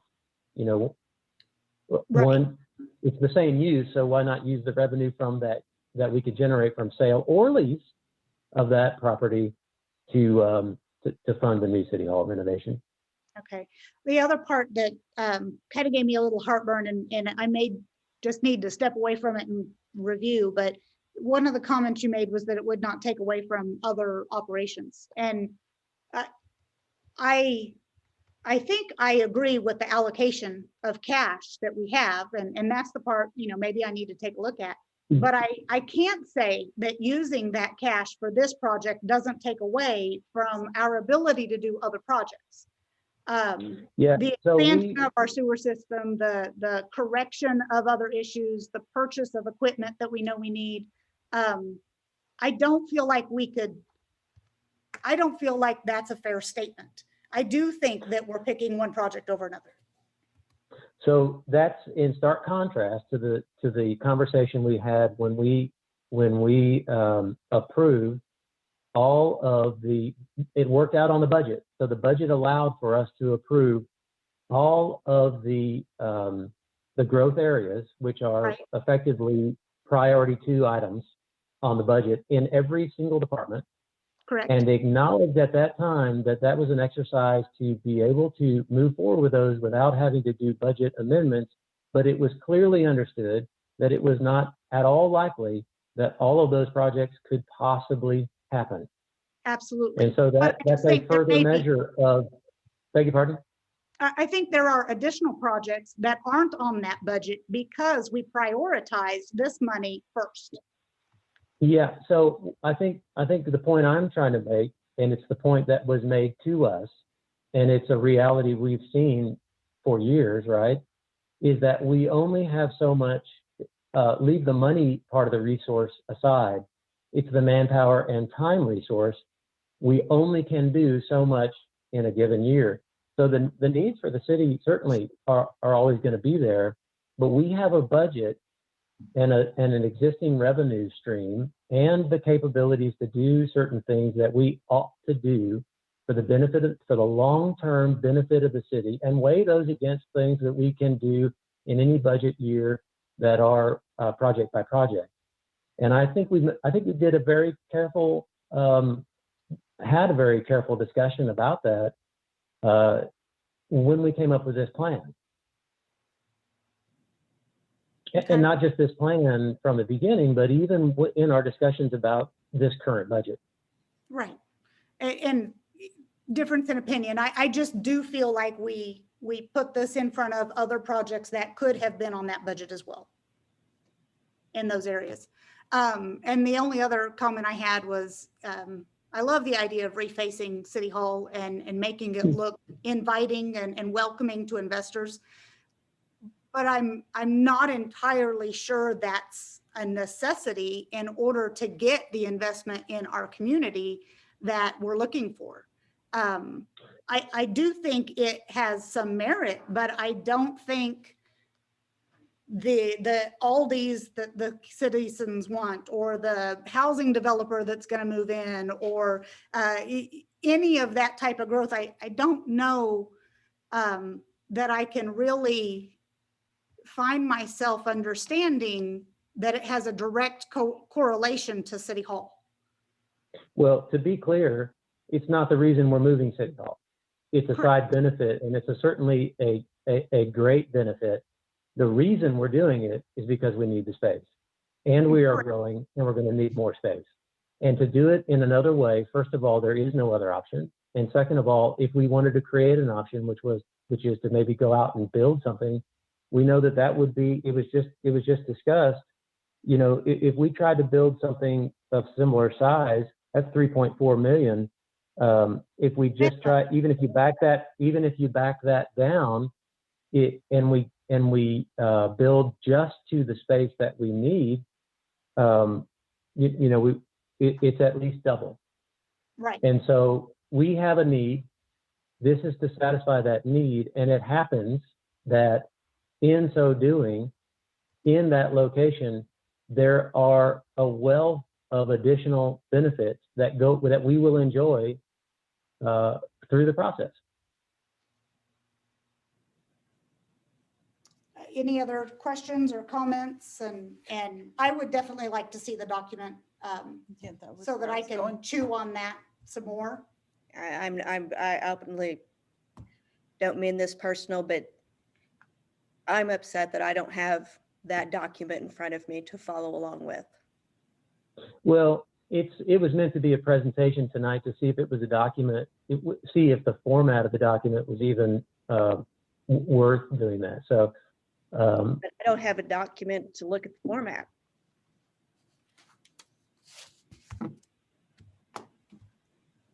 well, you can have a copy. Okay. So we'll continue this part. I definitely want to ask Monica to reach out to the financial advisors and see when we can tentatively get them.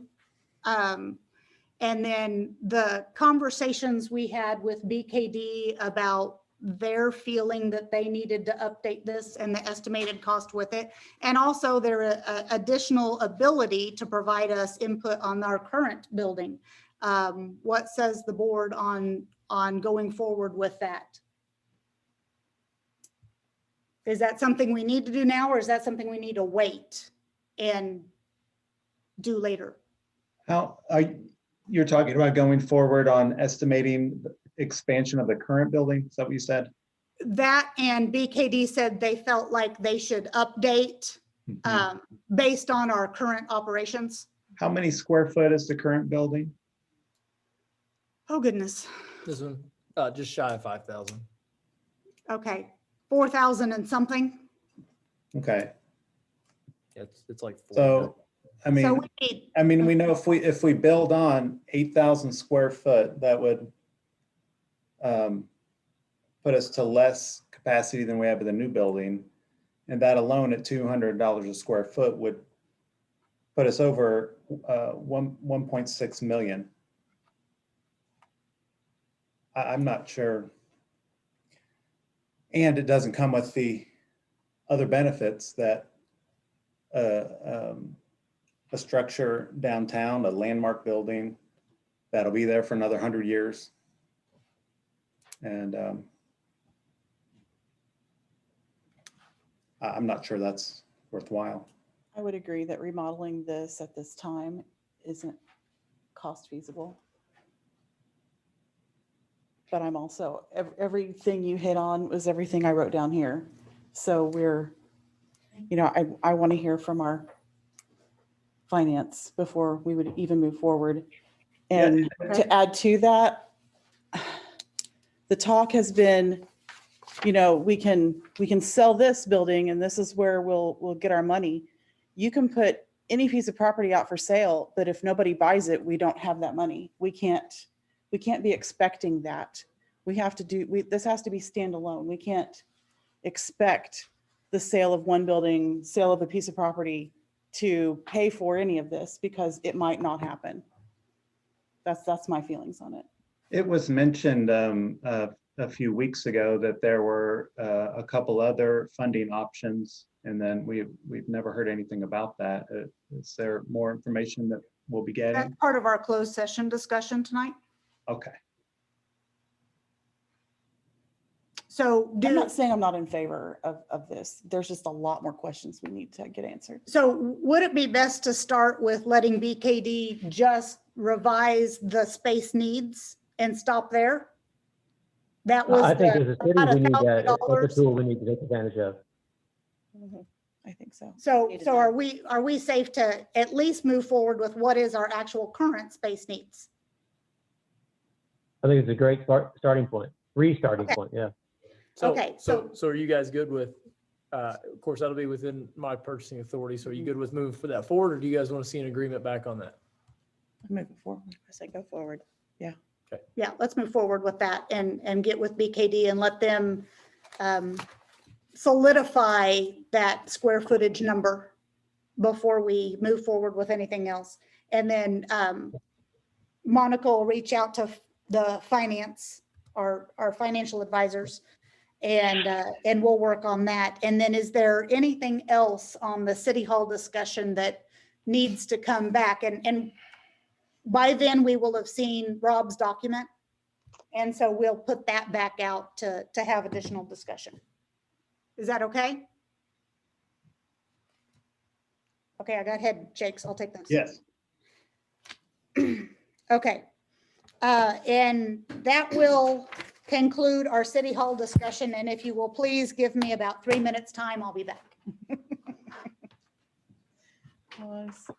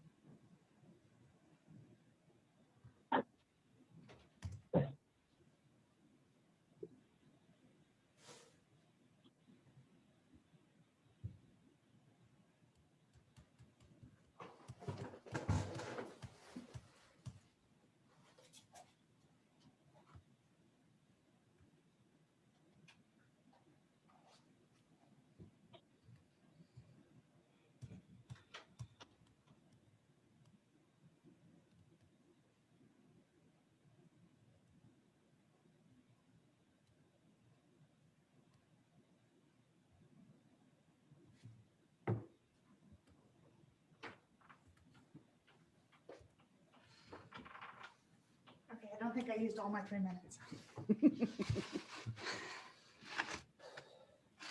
Okay, are we okay to continue? Got everybody. All right. That leads us to stormwater regulation review agreement with Great River Engineering. Sam? Yeah, so. We still don't have Mark. Oh, thank you. We'll wait. Oh. I forget to check This all the is the boxes. chair. Thank you.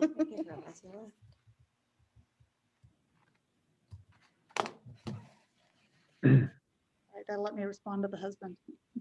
Yes, I'm still here.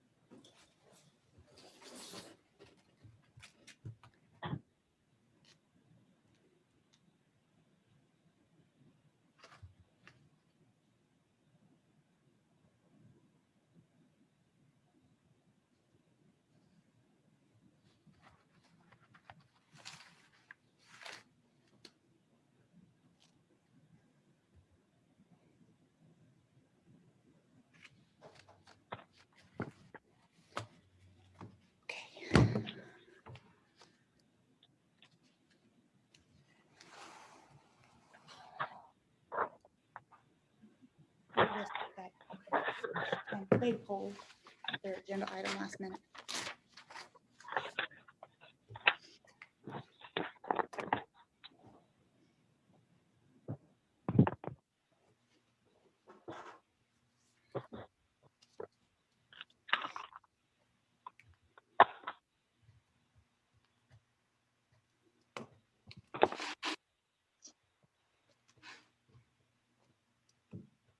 For those hanging on with the call, we appreciate the small break.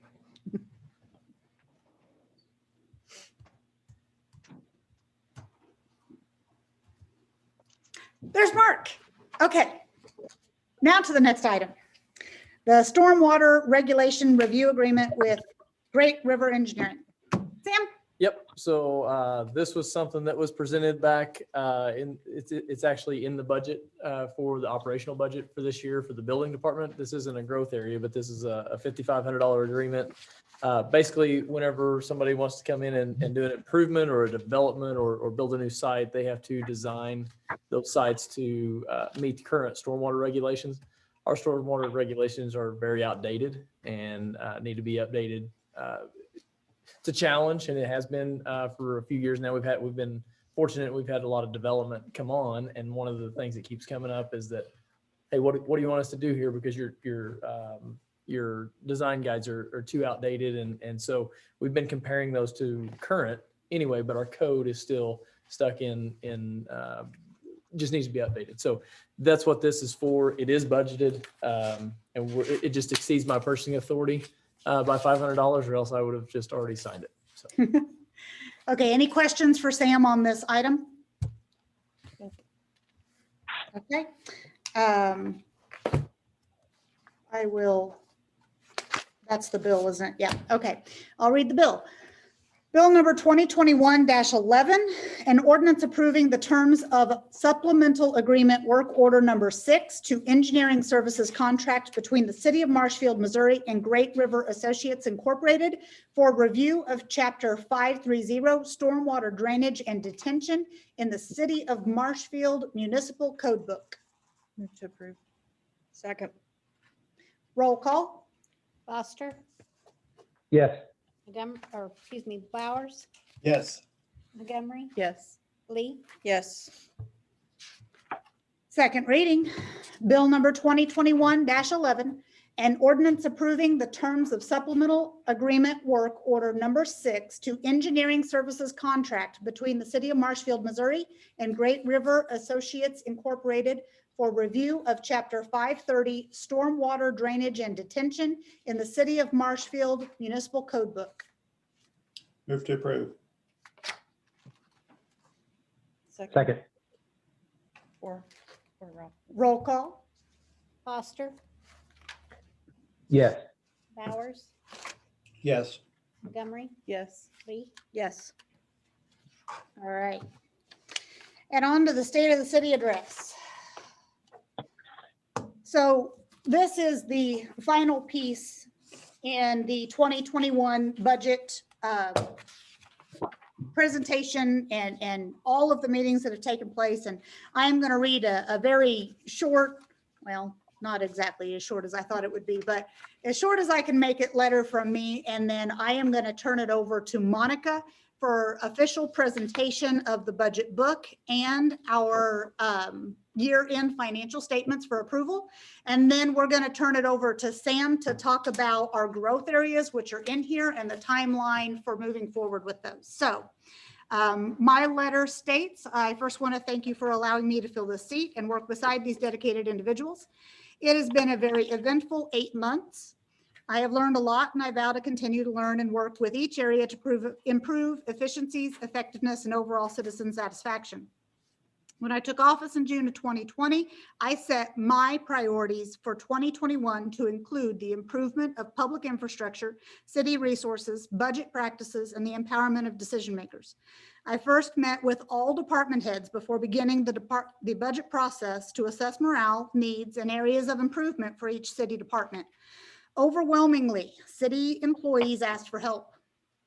They asked for additional employees to handle tasks that used to be completed by those participating in the work release program through the OCC, which has been postponed due to the COVID pandemic. They asked for additional employees to handle tasks that caused processes to be inefficient or created increased accrual of compensatory leave.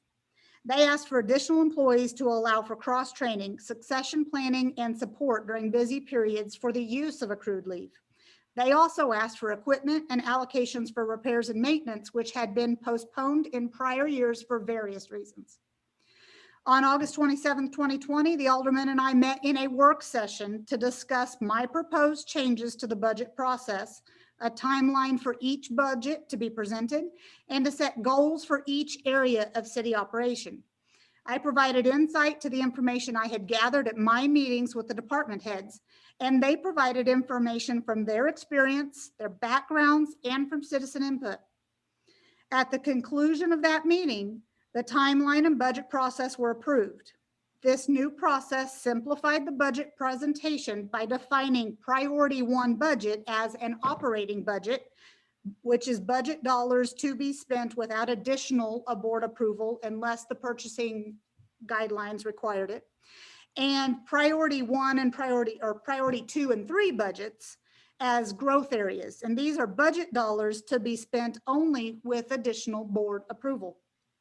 This new process also changed the order of budget presentation to ensure every budget was presented in full detail to the Board of Aldermen.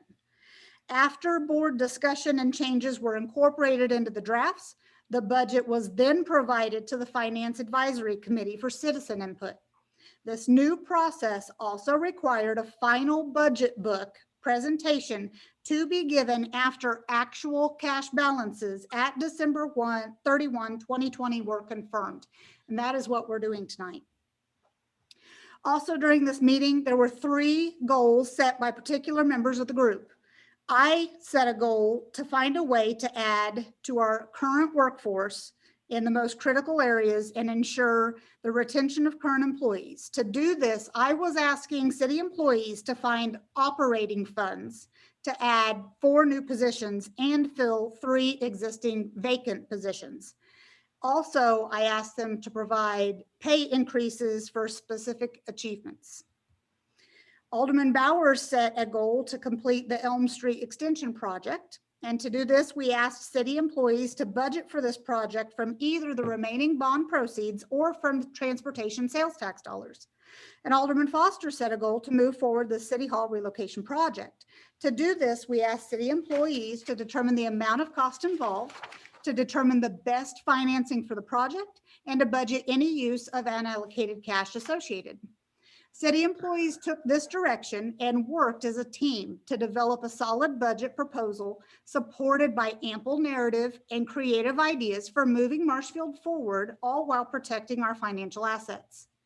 These budgets provided for a continuation and expansion of current city services, hiring of the needed employees, improvement of existing street and utility infrastructure, completion of the Elm Street extension, and the portion of the City Hall project, which could be funded by cash. The board reviewed these draft documents meeting after meeting, considered input by the Finance Advisory Committee, and on December 10th, 2020, the board passed the draft budget in unanimous decision. The remaining step of our new budget process requires production of the attached budget book with the actual cash balances and reconciliations identified for each fund. This document provides the best information for decision-making purposes, clear communication to city employees with regard to the expectations of the board, and transparent reporting to the citizens of our financial position and 2021 plans. I commend city management under the direction of interim city administrator Sam Roast and finance director Monica Robinson for working diligently to compile this budget document in a tight time frame under new guidelines with efficiency and accuracy.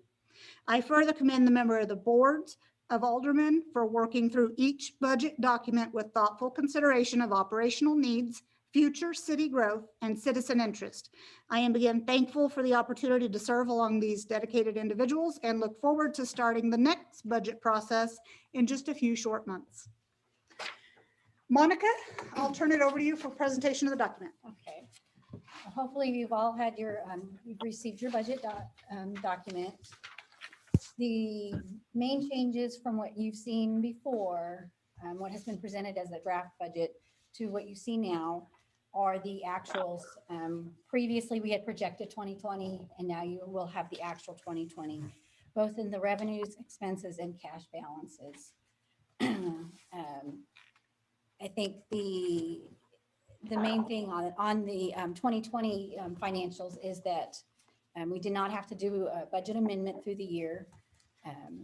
And so that was good. Our cash balances are doing well. Our revenues came in better, and our expenses, we stayed under budget as well. One of the things that, of course, we have the growth areas and we'll talk about that a little bit more.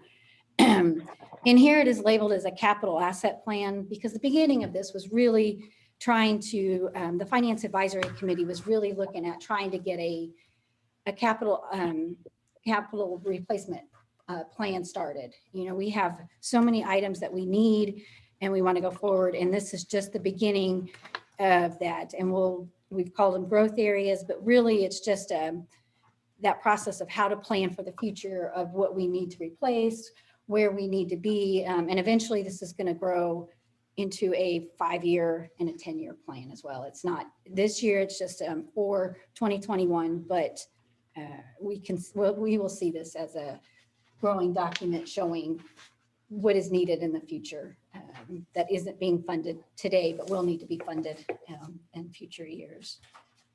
And I think that's really all I have, unless you have questions. Any questions for Monica on the budget book document? If not, I'd like to ask for a vote of the board for adoption of the final 2021 budget book. So moved. All in favor? Aye. Aye. All right. Do you have anything additional to add on the financial statements? Yes, I would like approval on that as well. You have 2 sets. The first set will be the full year. We are required to publish 6 months. And so I just wanted to go ahead and provide to you for information the full year. Now both of these sets are cash basis. So as we go through the audit process, we're going to have some accruals, some receivables that will be included in their financial statements that will be presented later this year from our auditor. So the first set is for the full year, and then the second set from July 2020 to December 2020. Those are what I'm asking for approval to publish in the paper for our requirement. Okay. Any questions about the financial statements that were provided in the packet? If not, I'd ask for a vote for approval to publish the July 2020 through December 2020 financial statement. Move to approve. Second. All in favor? Aye. All right. And Sam, would you like to talk about our growth areas and kind of take us through this? Sure. To be respectful of everybody's time, I'm gonna hit on this on the growth areas like Monica was talking about in here. And so this is the condensed version of what staff was challenged with, letting us know everything that they needed, which was presented to myself and to Monica. We turned around, we presented that to the board and to you, Mayor, during the budget process. And then from that time, we were asked to scale that down into what we really felt like would be the prioritization and what we really felt like we could get accomplished for 2021. So this is that condensed version that you're looking at. I don't know if you want to go down through each individual one, but what I did was I met with our staff over this last week and with Monica, and we pulled out what we felt like were the priority areas. And so I would like to draw your attention to some of those and not asking for anything tonight. Well, I'm going to ask for a couple things tonight, but most of these are going to be a non-action item. And so for the most part, I'm just going to kind of give you guys a brief overview and a little bit of a wide windowed time frame and why those are a little bit of a priority. So the first one I'll draw your attention to is the rate study. This is something that we have not done a very formal and in-depth rate study that encompasses replacement programs and our wages and where we're going with the merit raises and just future expansion of our current staff and future staff and how we're going to address that for our departments. And so in order for us to be able to get that information back, to be able to use that for the budget for next year and for the board to be able to consider any rate adjustments that may need to be addressed then I think that now is the appropriate time to start working towards that. We currently have a on-call water engineer and a different company doing the on-call sewer engineer. So I really believe that the fair way to go about that is going to be go out for an RFQ. There are companies that do this for a specific job. And so I think that we need to go out for an RFQ to select somebody just for the rate study itself. It may wind up being one of the companies that we use already, but I think that we need to go back out for that. And so there's a little bit of a process there, and I want to explain the RFQ process one time because I've got several of these that do require an RFQ. And so when we obtain professional services for the city, you can go for you can go out for an RFQ, which is request for qualifications, or you can go out for an RFP, which is a request for proposal. The RFQ, you make that decision totally based off, and this is all under state statutes, the Minnie Brooks Act. You go out for qualifications based selection. You advertise for what you're looking for. You get your list of vendors. Then you can narrow that down and you can shortlist that. We usually try to get it down to 3, no more than 4. Then we do interviews from that. Then we select a firm and we bring that back to the board. And in the past, depending on what it is, we'll have city staff, Monica, board members, the mayors have set in on some of these selection committees. We bring that back to the board. You guys, we bring it back with a recommendation, with a scoring sheet and the criteria that we use how to select those people. And then from there, the board will approve someone. And then we enter into negotiations for cost. The selection is based solely on qualifications. So then negotiations start with the vendor.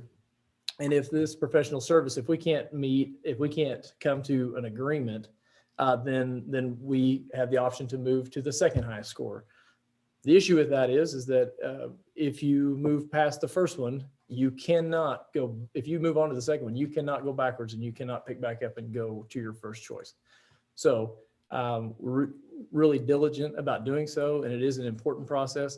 An RFP, the difference between doing an RFP for request for proposal is in your document, in your documentation and what you go out for, you have to be very detailed. We'll talk about that a little bit in the website that I'm going to talk about here in a little bit. And so in an RFP, you have to put a scope of services in there.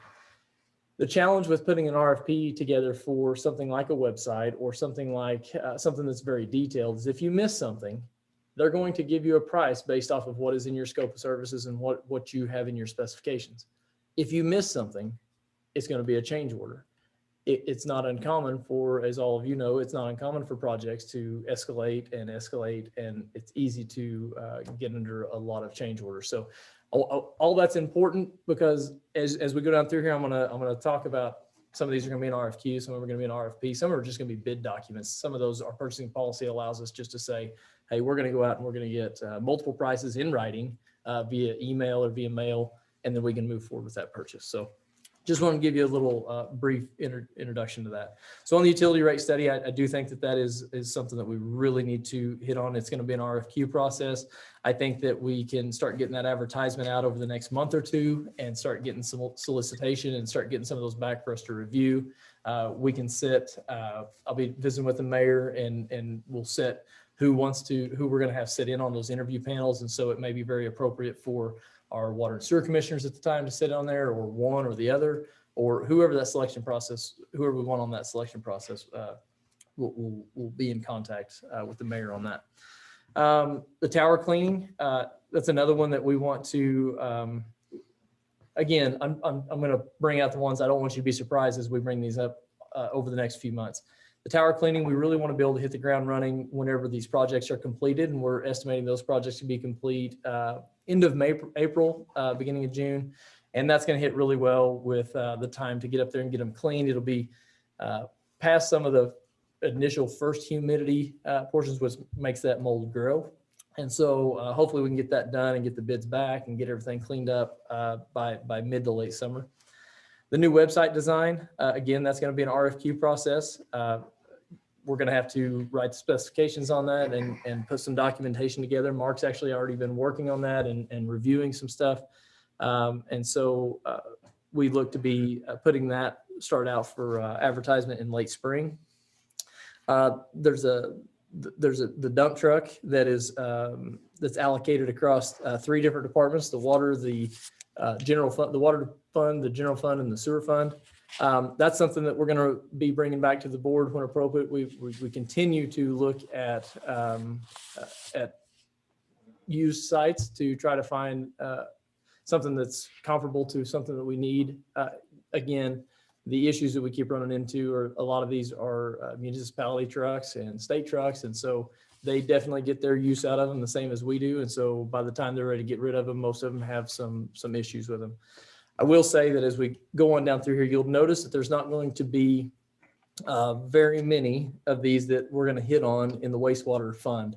As Natalie explained, we had a conversation with, we had a work session with our commissioners, and there are some issues that we're still working through on the sewer side that are not quite ready. Our engineers are not quite ready to bring that back for presentation and to the board, but we are still working through some things. And so staff, myself and Monica and Richard, we don't really feel comfortable asking for additional expenses until we have a little bit better grasp and a little bit better handle on where we are with some of the issues that we've run into at the treatment plant.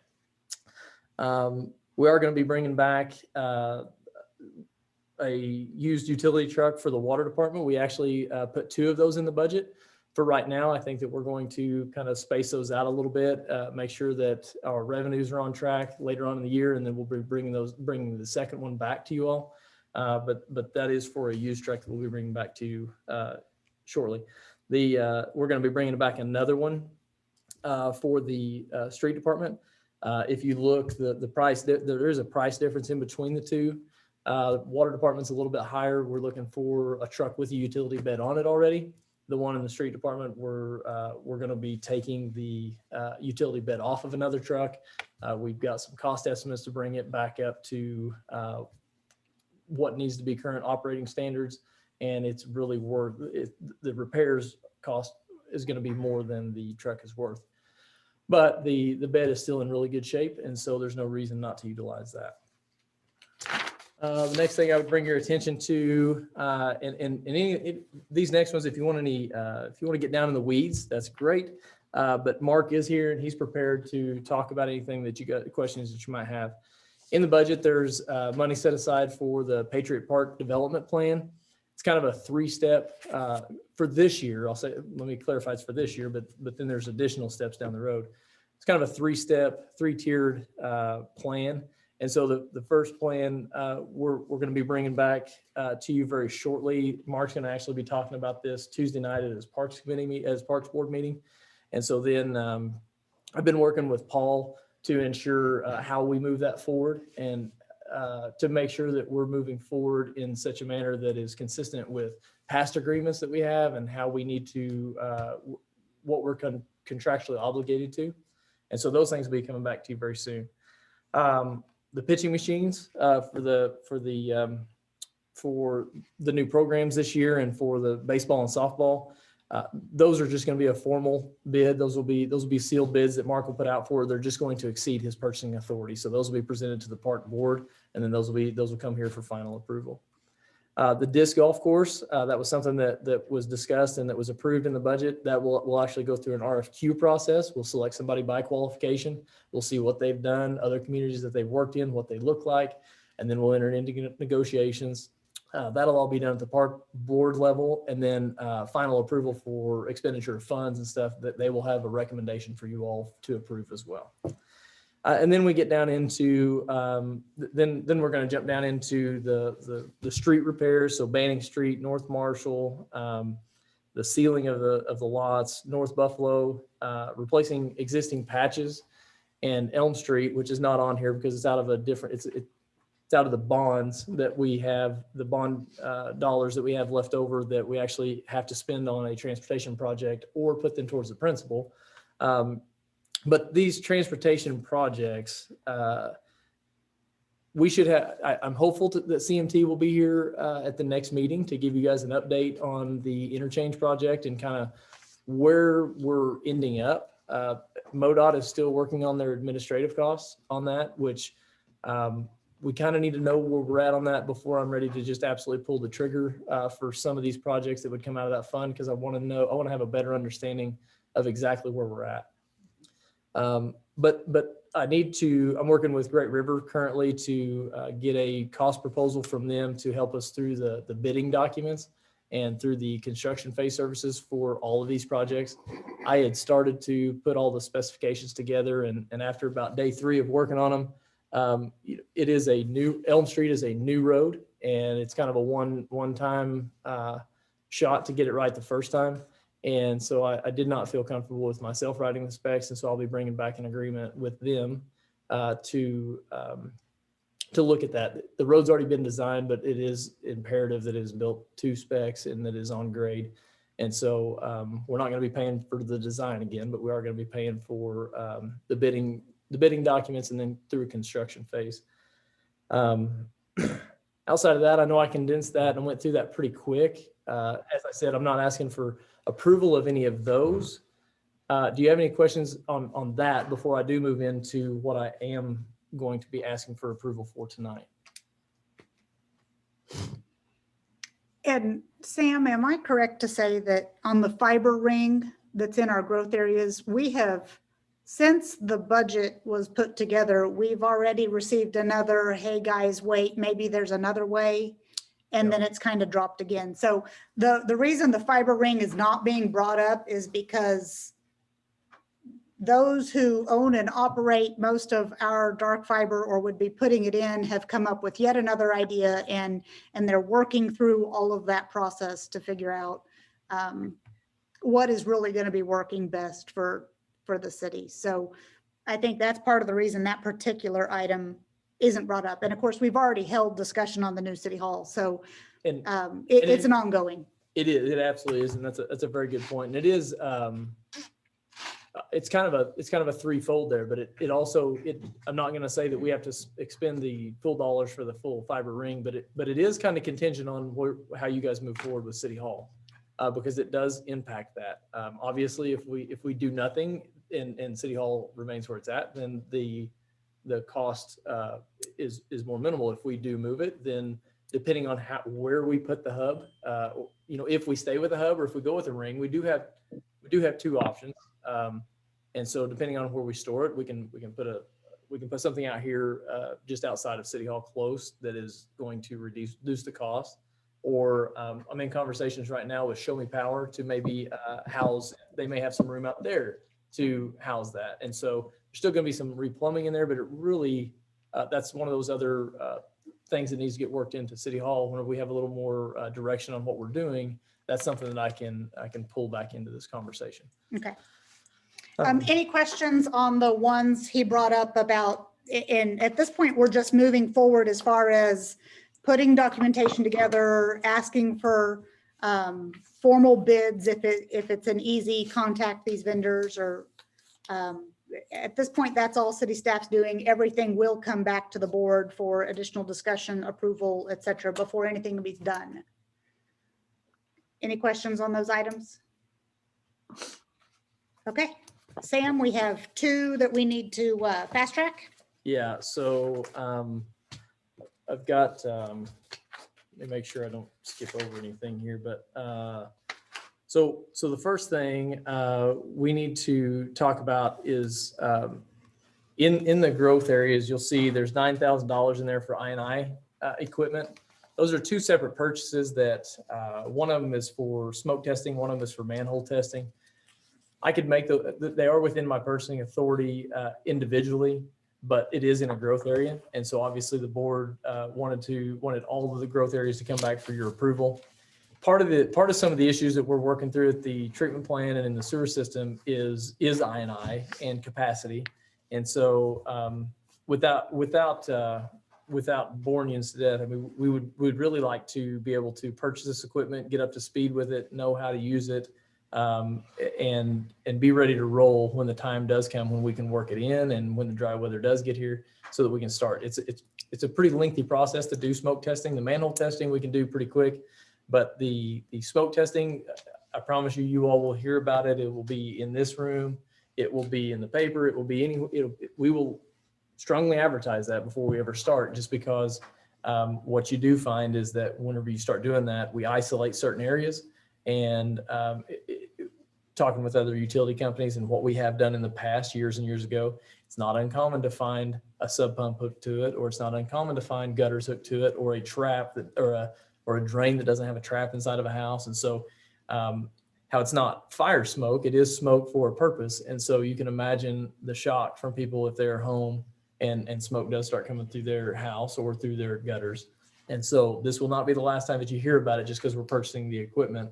This is actually going to be the first. Now, it may not be summer or late summer or possibly even fall before we get officially geared up and fired up into it. We're still heavily into construction mode on the water and sewer stuff. And so I would just like to get this stuff bought now so we can get familiar with it. And my understanding, one, I do think our engineer has specifically asked us to kind of push this forward Yes. in order to help with everything that they're working on at the plant. And then also there's a significant lead time on some of this. Was that right? Not this one. No, Okay. this one's a couple weeks, something like that on some of it. So no, that was on the pumps. Okay, Yeah. okay. Yeah. So with that, we are asking the board to approve the sewer maintenance INI for $9,000 in the growth areas budget. And I'm looking for a vote on approval. Move to approve. Second. All in favor? Aye. Aye. Okay. I'm gonna document that one's done. And if you want to go to street repair? Yeah, and so as you know, as I just walked through in our growth areas, and as we talked about, as we talk about Elm Street, and we talk about Prairie Lane, and we talk about Banning and Marshall. In my cost estimates that I put together, there are several areas that need some subgrade repair. There's also one variation would be when we did the square, we had originally planned on our crews doing the asphalt crack filling, the hot rubber crack filling.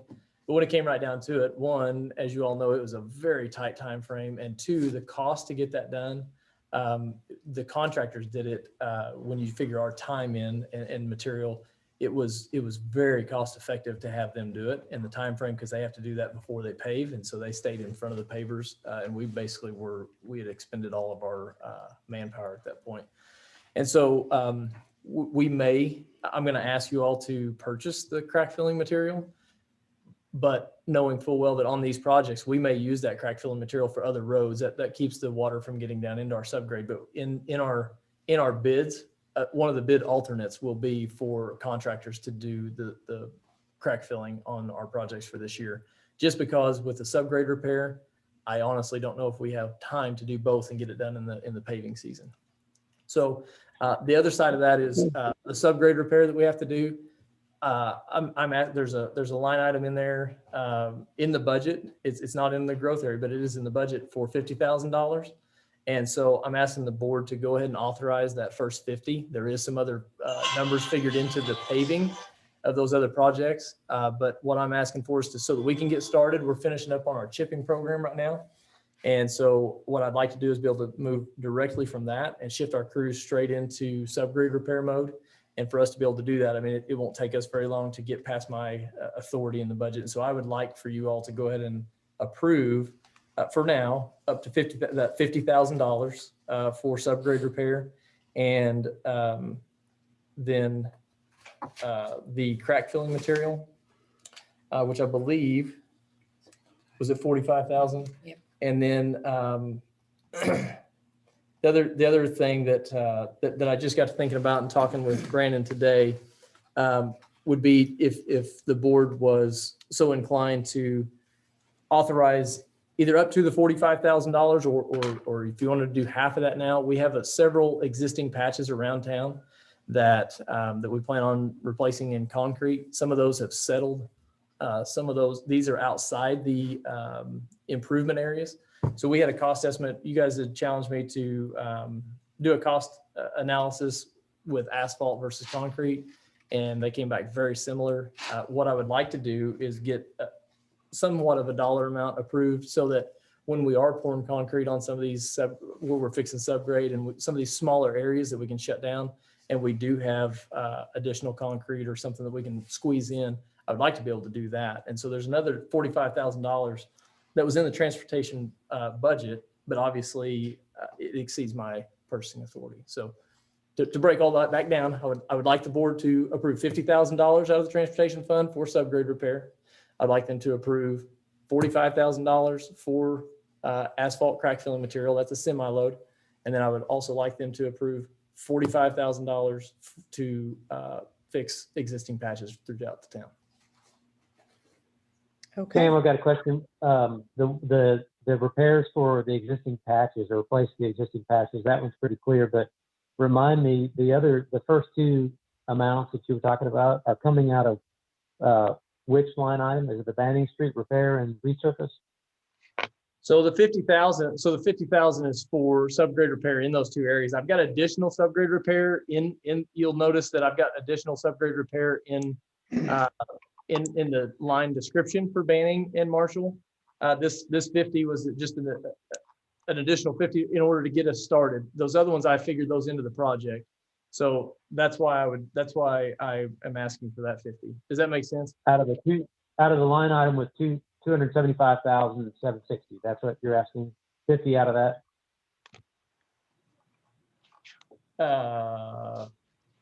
The Banning Street repair and resurface. Yeah, hang on. I see what you're saying. Yes, it'll actually be a combination of between Banning Street and if you look at the narratives. Hang on just a second. Let me get to it so I can. You have to be in the transportation fund to find these. So yes, so actually, no, this is a total separate line item, Brom. I'm sorry. This is, so if you're in the transportation fund, you'll have to get out of the growth area sheet, and in your budget book, you'd have to go to the transportation fund. And so it's actually. Are we looking at additional, or it's already there, just not in the growth? It's in the standard part.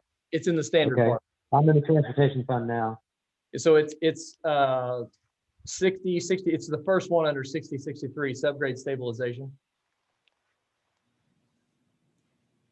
60, 63? Yep. Okay. It's the first one underneath that. And out of that one, you're asking 50, is that right? Yep. And I do expect that to go up. But that'll be enough to get us started.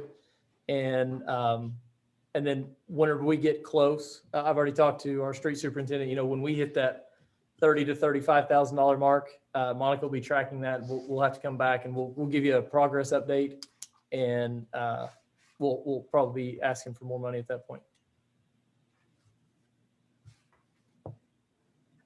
Okay, so we are asking for a total of $140,000 from the transportation fund, $50,000 to be spent on subgrade stabilization, $45,000 to be spent on asphalt patching, crack fill, and $45,000 to be spent on patching. Is that correct? Yep. All right. Any additional questions on that before we move for a vote? I'll entertain a motion. Move to approve. Second. All in favor? Aye. Thank you. All right, South Elm Street Water Line Replacement Phase 1 pipe purchase. So I've got Richard Neville's on here. I'll go ahead and unmute him, and if Richard, just chime in here anywhere you want to. But basically, this was added pretty late, as you guys have noticed. Fuel prices have went up, and our PVC pipe is a petroleum product, and so it fluctuates with fuel prices. And so in your budget document, in the water department, we actually fund a replacement fund for certain items. One of the things that we talked about over last year was there were some water line replacements that we were looking to do along Burford, along Vine, along Dill, It's not in your budget document, but one of the things we were gearing up to do was start phase one of replacing the water line going out South Elm. This is a water line that I've talked to you guys about. This is the sole purpose of us owning a boost station to get pressure up to the residents out that way. This would basically be the first phase of 1,600 feet of that line to be paid for out of the replacement program or out of the replacement fund. What we have is that one of our vendors contacted us and said, hey, we had actually looked at this and got bids back on it in January, and they're basically agreeing to hold that price at the $10,720. They were the low bidder. The high bidder was $12,788. They would only hold that through this week. If we don't take advantage of it this week, then it will go up. And they said they're probably expecting either weekly or bi-weekly increases. And so this is a project that we've identified internally that needs to be done. It's something we were planning on doing with the $85,000 that we had budgeted this year. And so I'm just asking for approval to take advantage and buy the pipe now. Okay, any questions on this item? And this is a budgeted item. It is. It just exceeds my purchasing authority. This is what, water department? Yeah, under the water department, when you go through, it's actually under capital expenditures and the water line replacement. We budgeted $85,000 for it.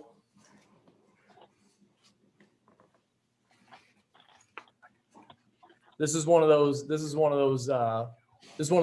replacement fund is one of those funds that we had to when we decided to borrow money from the state on the SRF project. We're required to fund a replacement fund. And so we're continually putting money into that. We're exactly opposite on the treatment plant. We are not. We didn't borrow money from the state, and so we're not required to fund that replacement fund. We do have replacement fund dollars in there, but we'll get into that in just a minute. And I did not write down the amount, which I'm asking the board to approve Richard to purchase the $10,720 for 1,600 feet of pipe. okay. Move to approve. All in favor? Aye. Thank you. Thank you. Hey, Richard, don't leave yet. Okay. Okay, the update on the emergency purchases we had to do on the wastewater treatment plant. Yeah, I asked Richard to hang on just in case you guys had any questions. I had emailed you guys and I was in contact with the mayor. We had two pumps go down, one in the treatment plant, one in lift station 10. Basically I've talked to you guys about this before. In the lift stations, we have two pumps. One's a redundant pump. This is the lift station in the wet well out by Walmart.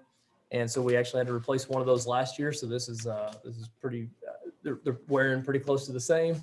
The repair costs on it was around $4,800. The one that we purchased was $7,800. I'm shooting from the hip on that, but Yeah, 76 or 70, yeah. yeah, it's in your packet. And so just wanted to bring you up to speed on that and that we did have to go ahead and purchase that because wanted to take advantage. They had one of those pumps left.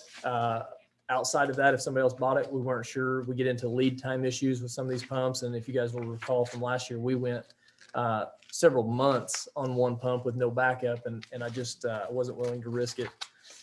And then there at the plant, when the I should have had a diagram for you, but when the water comes through the headworks, it goes into a pit, and then it gets pumped from there through the plant. There's actually 3 redundant pumps there, but those do need to alternate quite often for multi-purposes. I mean, during wet weather flow, 2 pumps won't keep up at times. And so to keep that from flooding, we felt it imperative to go ahead and move forward with that. This is the one that in my email, I'd explained to you all that the other 2 pumps in there, I believe they were the original pumps, but they were ABS pumps. So we wanted to stay consistent. This area is always underwater. In fact, I've never seen the bottom of it. I don't think that Richard has. No, I haven't.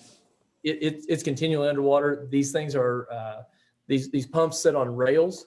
And so you mount them to the rails and you slide them down in there. And when you get down to the bottom, you seat them and so that's why the rails are there, to keep it in line so that you don't have to pump it down. And so it just seats on the pipe that's stubbed up.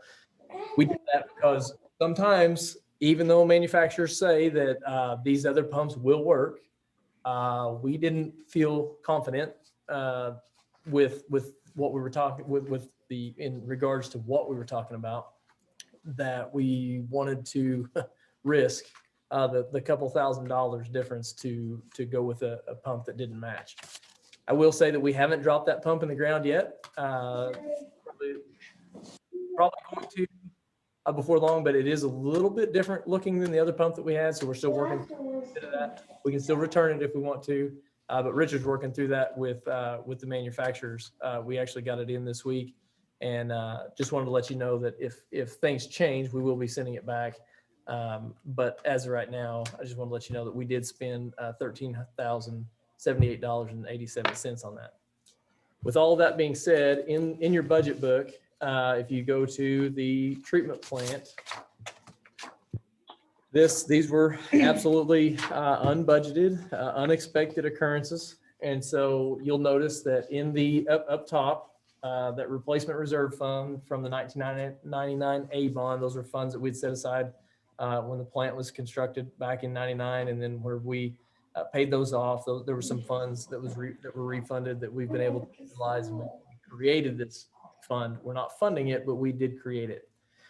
This is going to take a big toll on that fund. Obviously, $20,000 and some change will come off of that $37,698, and you'll also notice that right next to that, in the budgeted growth areas, we had budgeted $20,000 for replacing a blower. That's a $40,000 total expenditure. And so we had budgeted $20,000 to come out of cash. $20,000 to come out of the replacement fund. That is so that we would have a spare. As I've explained to you guys in the past, that is the life of the plant. And so we do have a smaller blower down there, which is a lot newer. But in the heat of the summer, it's hard to keep the DO up. And so we do use these bigger ones.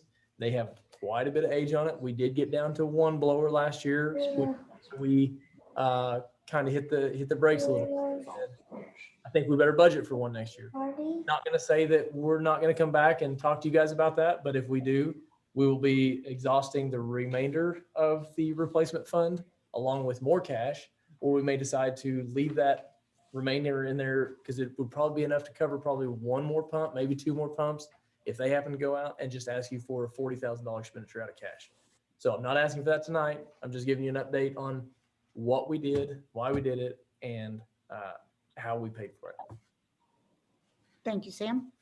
Any questions on these pumps from the board? All right, that brings us to future agenda items. I have the SKEEP grant will again come back. We will have under City Hall, we will have a presentation on finance. We hope after Monica has had a chance to reach out to our advisors, we'll let you know the timing of that discussion. And then Rob, if you'll forward that document to the board and to Karen, we'll bring that back up for discussion as well. Are there any other items that need to go on future agenda items? I would like to revisit our dog ordinance. I'd like to see a report on the number of dangerous dogs that have registered and a report on any other pet registrations. Okay.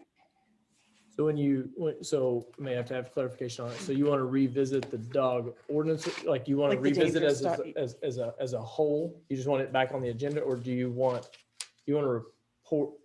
Are you wanting a report of what's been turned in on that, or are you wanting a report for just the registered ones? What? Yes. Okay. I'll just be flat out. I want to end the dangerous dog ordinance. There's some of the things that are in there that I do still like. That's why I want a discussion on the dog ordinance. And I want to do it at the next meeting to give us time to make any necessary changes at the meeting following that. But I do want to know how many people have registered their dogs. So, All dogs. all dogs. All- Yeah. Okay. And then I mentioned this earlier, but we will have additional discussion on our COVID restrictions that exist to date, and hopefully additional information from our outside boards and task force committee members on some type of metrics that help us walk things back when the time is right. Anything else? All right, and with that, we will move for a closed session pursuant to section 610-21 subsection 2 for leasing, purchase, or sale of real estate. While we're in open session, I would like to have the vote for that. Oh, move to go into closed session. Okay, So moved. roll call. Foster, Yes. Powers, Yes. Montgomery, Yes. Yes. Okay, and we will close this Zoom session, and it takes a bit, remember, for us to get this saved down before we could get the other one reopened, but as soon as it's open, we'll get this part taken care of. Thank you very much.